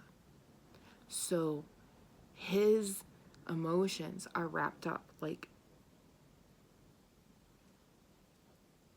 the song Selfish. Okay? That's internally how wound and not strung up, but bound his emotions are, and he's trying to unbind them. He's trying to undo the societal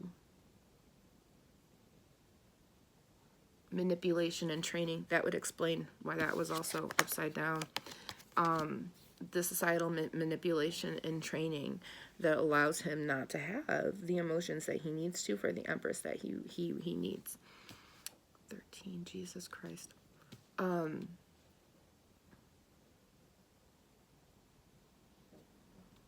he needs you to know that his inside feelings, the frustration he feels, is the song Selfish. And when he says he's being selfish, he's just, I love you, and I love you selfishly. I don't love you obsessively selfishly where I don't want you to have friends. Yes, please go, have friends. You're driving me crazy. But I'm selfish in the way that I love you. And no one else will get that except for me. And when you look at me, you see the same thing I see. We see each other. This is Garnet. It's Garnet. And if you've seen Steven Universe, you get that. If you haven't, you need to watch the whole first season before you go to season 4, episode 4. Because if you don't, you're not going to get it, and you're going to ruin the show for yourself.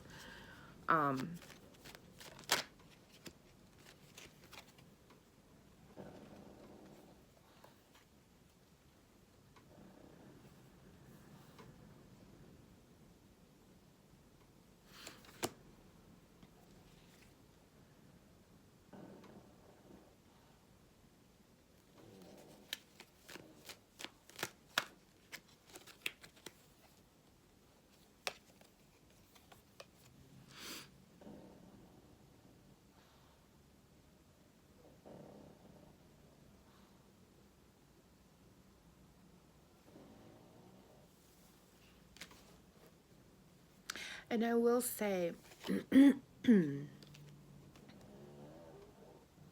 this kind of love is scary because it requires a change.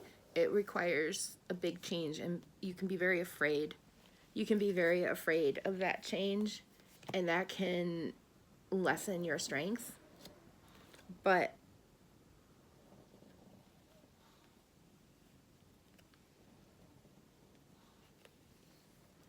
even if you're scared, because that's what this is, strength and death reversed, resistance to change, and fear and strength, like that's just fear. That's just I'm afraid to change. I'm afraid to manifest this thing I want because it's so scary. And on some level he kind of sits there because there is a little bit of fear there, because he's not allowed to be a man. He's not allowed to be a man. He's not allowed to be the man he's allowed to be, which means he's not allowed to have his full range of emotions.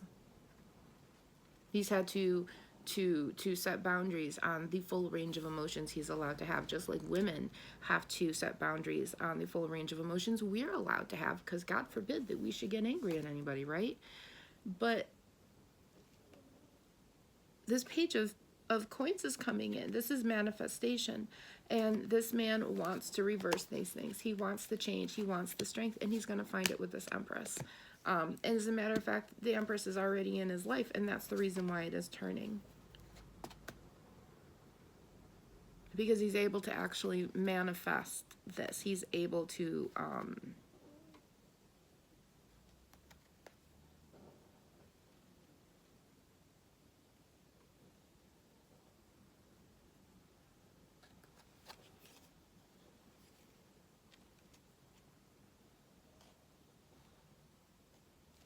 manifest this. He's quietly afraid on the inside. See, that's the thing. This is such a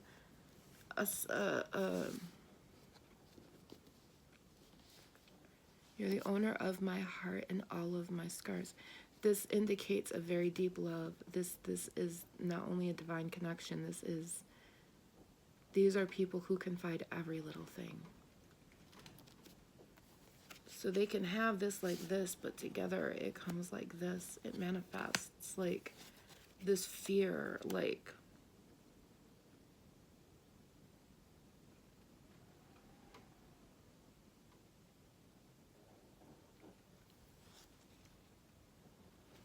I'm like sick to my stomach.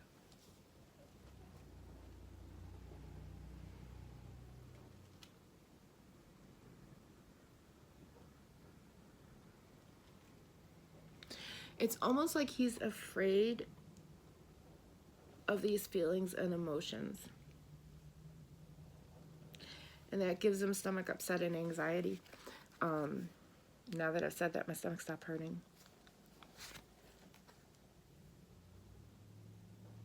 He's not, though.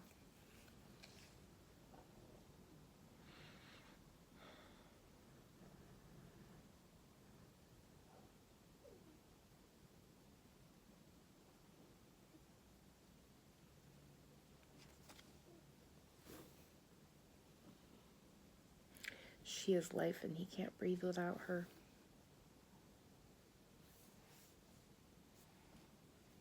Owner of my heart tattooed your mark for the whole world to see. Now that tattooed mark came in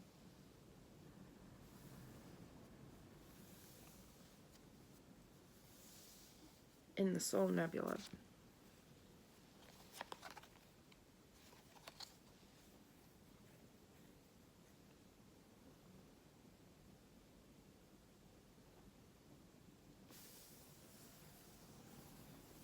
But this is what he needs you to know. He says, you know, when you wake up in the morning and you go in the hallway and you see the light glow, and it's so pretty and it's so golden. He says that's what the love he feels for you feels like. It feels like that soft glow. And he needs you to know that that's what he feels on the inside.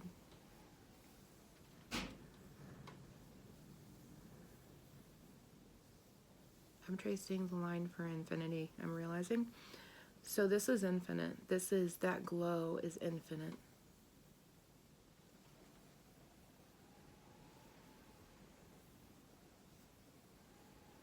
And that's what he needs you to know. To make you feel my love. His emotions on the inside, the fear he feels, is the song Selfish. The way he loves you is very selfishly. He's not going to, you know, go up and beat somebody up for talking to you. But if they're not getting the point and you look like you're kind of afraid, they're going to come up and introduce themselves and say, hey, honey, how you doing, right? You might actually do this for any woman that needs help, actually. They seem like a good person. But that's how their insides feel. That's the anxiety of their insides. That's the anxiety of how their love feels towards you. But outwardly, what they want you to know is it's to make you feel my love. When the evening shadows and the stars appear, and there is no one to dry your tears, I will offer you 1,000,000 years to make you feel my love.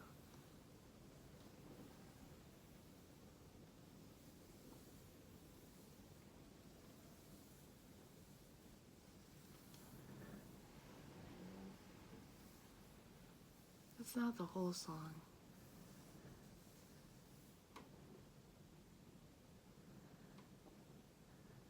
Ain't seen nothing like me. It might be the whole song, actually. And I'd go hungry, and I'd go black and blue, and I'd go crawling down the avenue, 'cause there ain't nothing that I wouldn't do to make you feel my love. Because I've had this love for you since we were star seeds in the nebula of the Garden of Eden, where we chose to sprout because we liked each other and we wanted to grow and learn and change with each other through all the different cycles of rebirth and death. Even if our strength and our change was flipped upside down, we know we can manifest something. We know, and sometimes we have to have fear to manifest. everything everything you do has a little fear in it. Otherwise, all you do is sit in the ego. And if all you do is sit in the ego, then eventually when you're wrong, you can't deal with it when you're wrong. But if you don't sit in the ego, if you understand you're fallible, then you understand that when it happens and it's wrong, it's not so scary.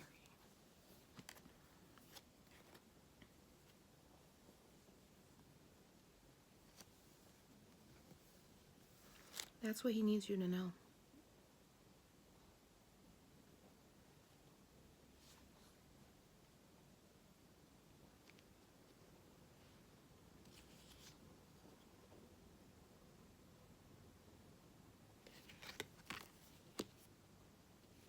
Three of Coins, the card of teamwork. That's a divine union right there. And two people in God.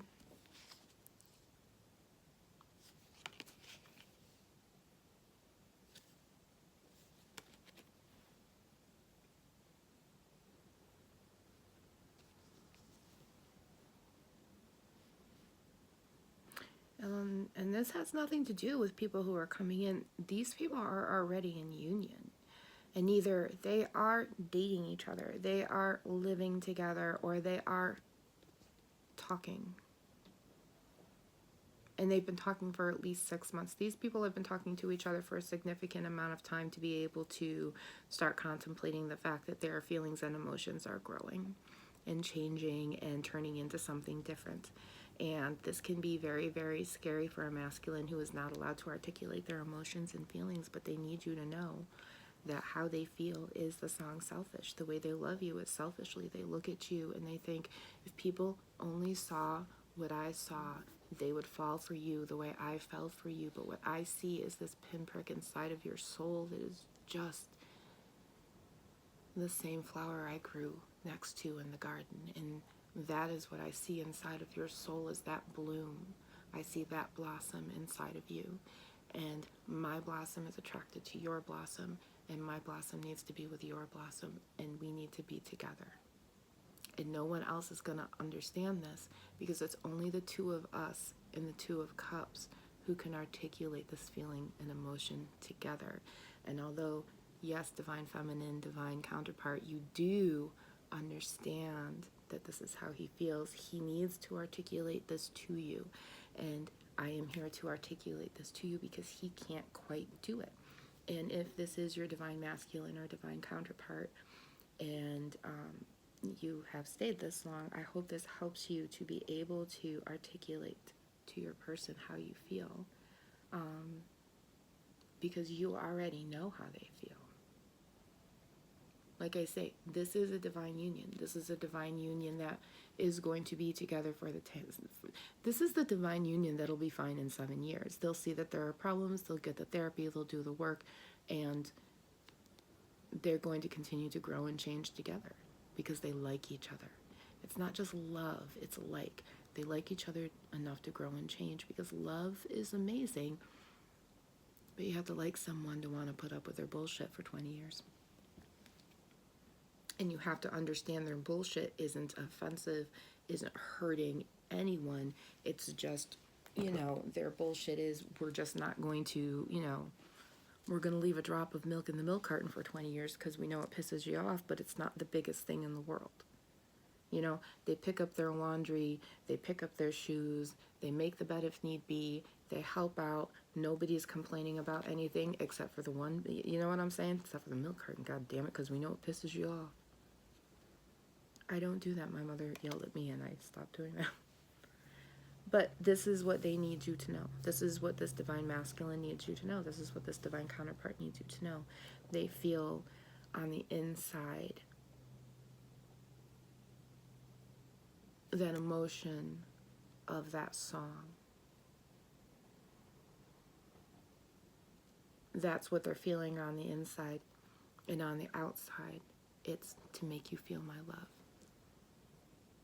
There's an anxiety on the inside and a softness on the outside. And that's all one encompassing feeling. And they need you to know this because they recognize the divine union That is the both of you. They recognize this.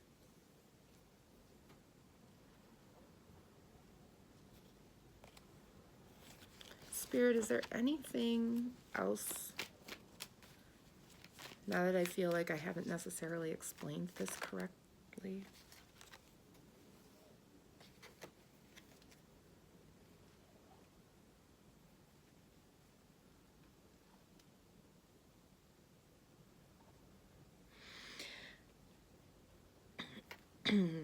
Now, one of the reasons why this masculine may need a separate person to kind of articulate these feelings and emotions to you is because they've had a lot of unfairness and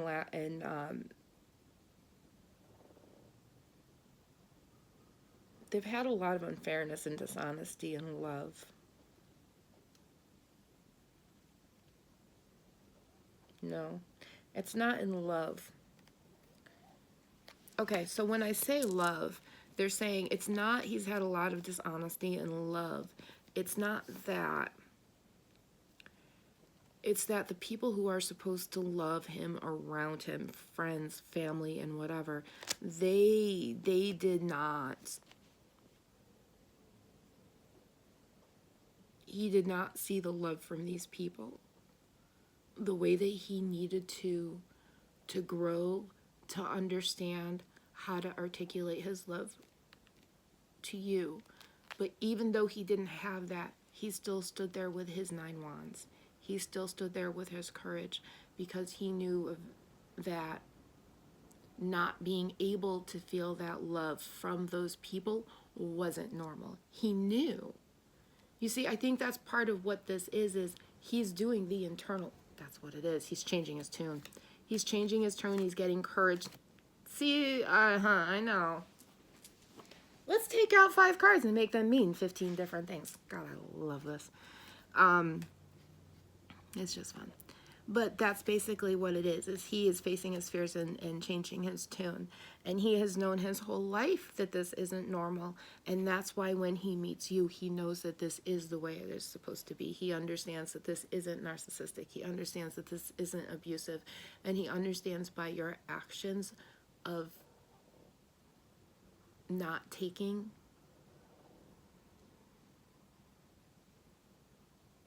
that you are the one he wants. And like I say, you've already been in this relationship. You can be in a relationship for 6 months and be sitting there going, you know, I'm not so sure about this. This is not your reading. You both are sure about this. It's not he's not sure and she's sure, or she's not sure and he's sure. No, both people are on the same page with this. The masculine just needs his feelings and emotions articulated either to the divine counterpart so that they get a heads up and understand, or he needs to hear it from someone else so that he can examine his feelings and emotions and see where they lie. Because sometimes that's what we need. We need someone to say, oh, yeah, I've had that feeling before. It's this, this, and this. That's, you know, when I get anxiety, sometimes I get a really bad stomach ache. So when somebody knows that and they get a stomach ache later on, they can examine, am I anxious? Oh, wait a minute, I am anxious. Wait a minute, why am I anxious? Oh, I'm anxious because I'm at the doctor's office and I have to get blood work and I really don't want to, but I have to. My stomach aches because I'm anxious. And then when you learn that stuff, it helps you grow so that you become less anxious because you don't have to be anxious around these things. And that's the point of learning and growing. That's what gives this person courage. That's why this person is able to love you. They just want to be able to show you more. And they're kind of afraid to do that because they've been shown and told that they're not allowed to. Yeah.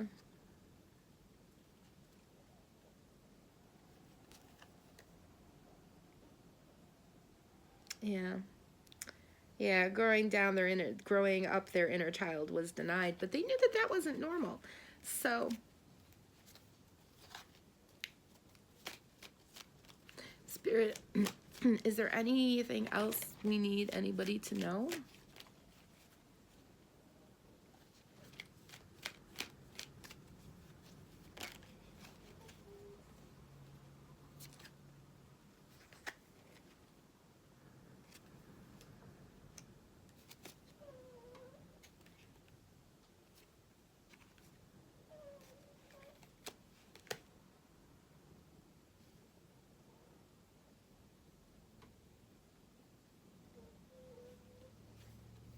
And you two are probably very intuitive with each other.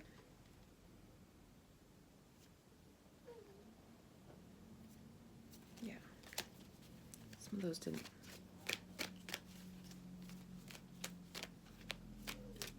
Intuitive with each other, not necessarily with other people. And this is going to feel different to you. This is not going to be intuitive how you were with other people. This is intuitive in a very, very different way. Like, you're going to come home. Yeah, you're going to, like, come home with,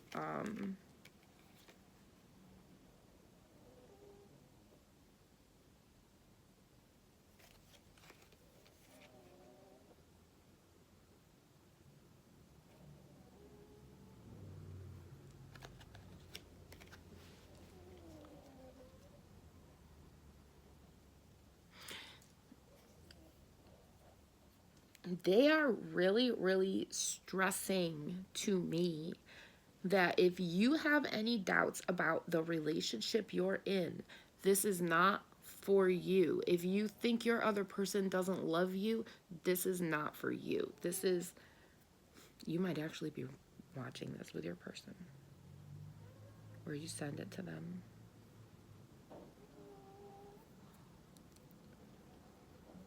Because they're showing me there is no victory in false tears. So don't use this as a way to validate that other person loves you when you don't know if they love you, because these people know. These people know. Like, God, they're adamant on this.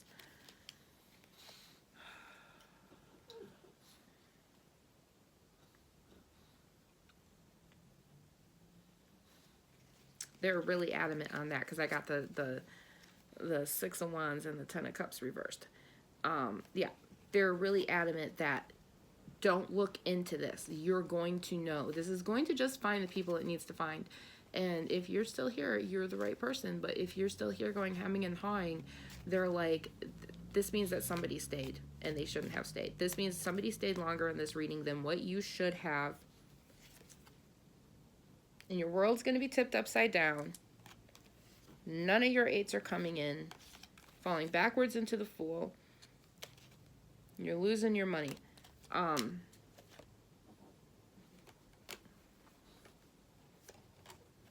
Because there's no victory when you're looking for cups that aren't there. And cups are love. So if you're looking for love that's not there, and you're trying to use this as a way to validate that love, this isn't the reading for you. And they're also telling me to tell you, don't use readings to validate love that's not there. That's not going to bring you to your greatest soul's alignment, they're telling me.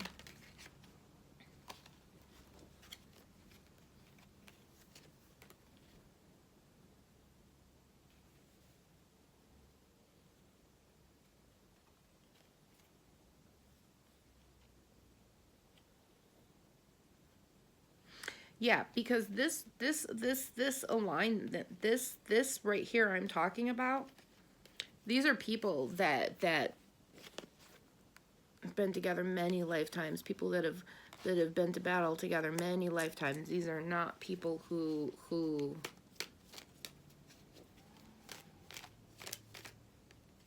this is everybody's favorite couple, and not everybody's favorite couple that you know is going to break up.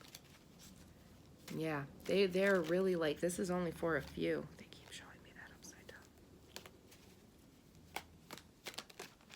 I did. Yeah.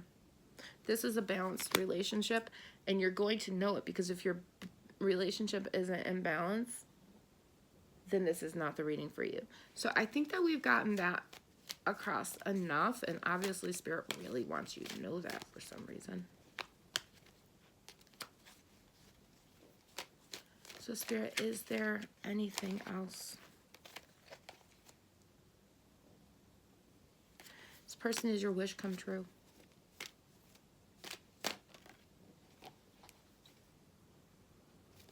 You made a wish.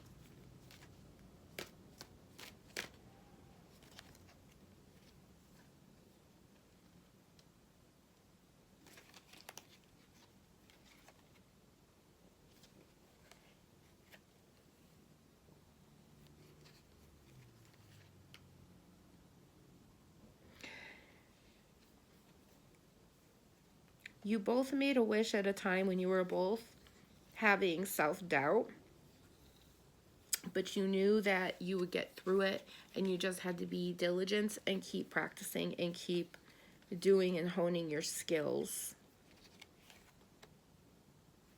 Because you both understood that you could cut right through it. You knew that you could cut right through it, but you made that wish anyway. Whatever that wish was, I don't know. Oh. You guys might have even done a Sally Owens impossible wish via meditation for not finding love. And this is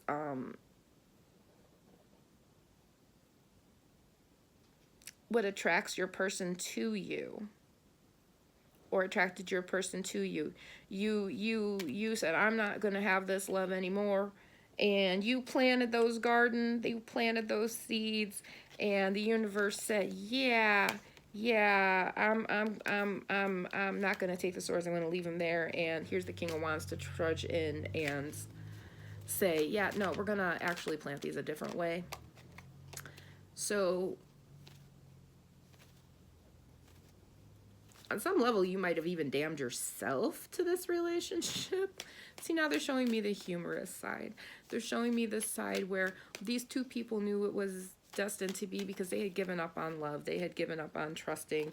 They had given up on balance in relationships. They were just done. And, you know, that's how you find relationships. You find relationships when you stop looking.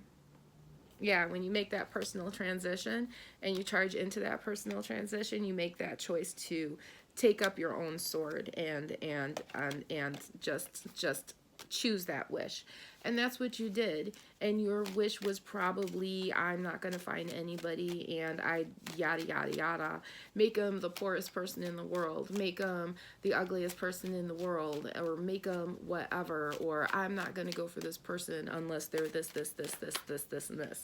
And that made the universe go, whoa, let me bring you the world. Oh, by the way, you wished all of this?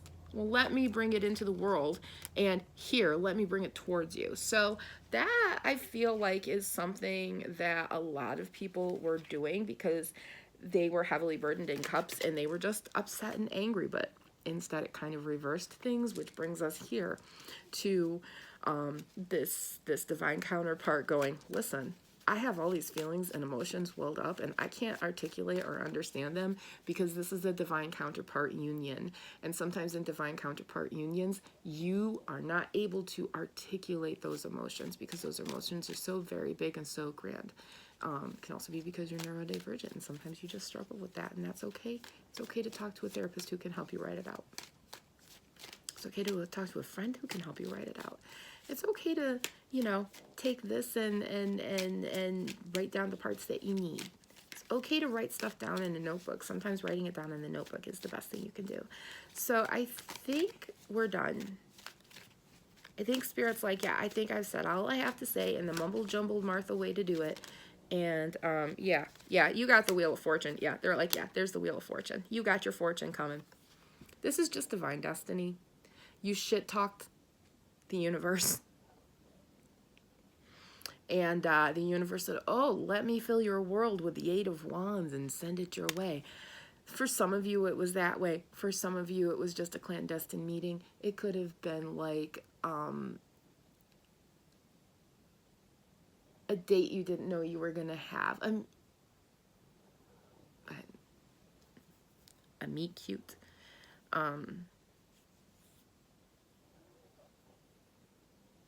Aren't all the best ones, though? And again, remember, not every meet cute is an actual meet cute. If you're still here and you have doubts about your relationship, this is not your reading. But I feel like that person may have already left by now. Or they're contemplating because they're realizing that this is not their relationship and it's time to maybe look at some of the other readings, see what attracts you, see what calls out. Because your one is out there, they say. So anyway, I think that's where I'm going to leave it. I think that's, you know, I think that's where we're going to leave it. Because you got the Wheel of Fortune out. You've got it all. But just remember, if this person seems selfish, if they seem a little jealous, they want every part of you because they understand that. But when you see this jealous, selfish part of them, you understand that that's not real jealousy. They understand that you're coming back to them. And that's the thing with jealousy. When you understand that your person isn't going to go off with that person, your jealousy, it's just like a little, oh God, I'm not as handsome as they are. I'm not as pretty as they are. It's your own self-doubt of not feeling good enough.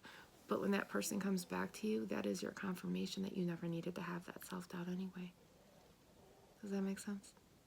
Anyway, I'm going to leave it there. I hope this jumble of a mess made any sense to somebody out there, and some piece or part made sense to you. Anyway, thank you for being in my atmosphere in this cafeteria, and, you know, good night, God bless you, we love you, and be good and behave, be happy, and always, always, always, please, please be yourself.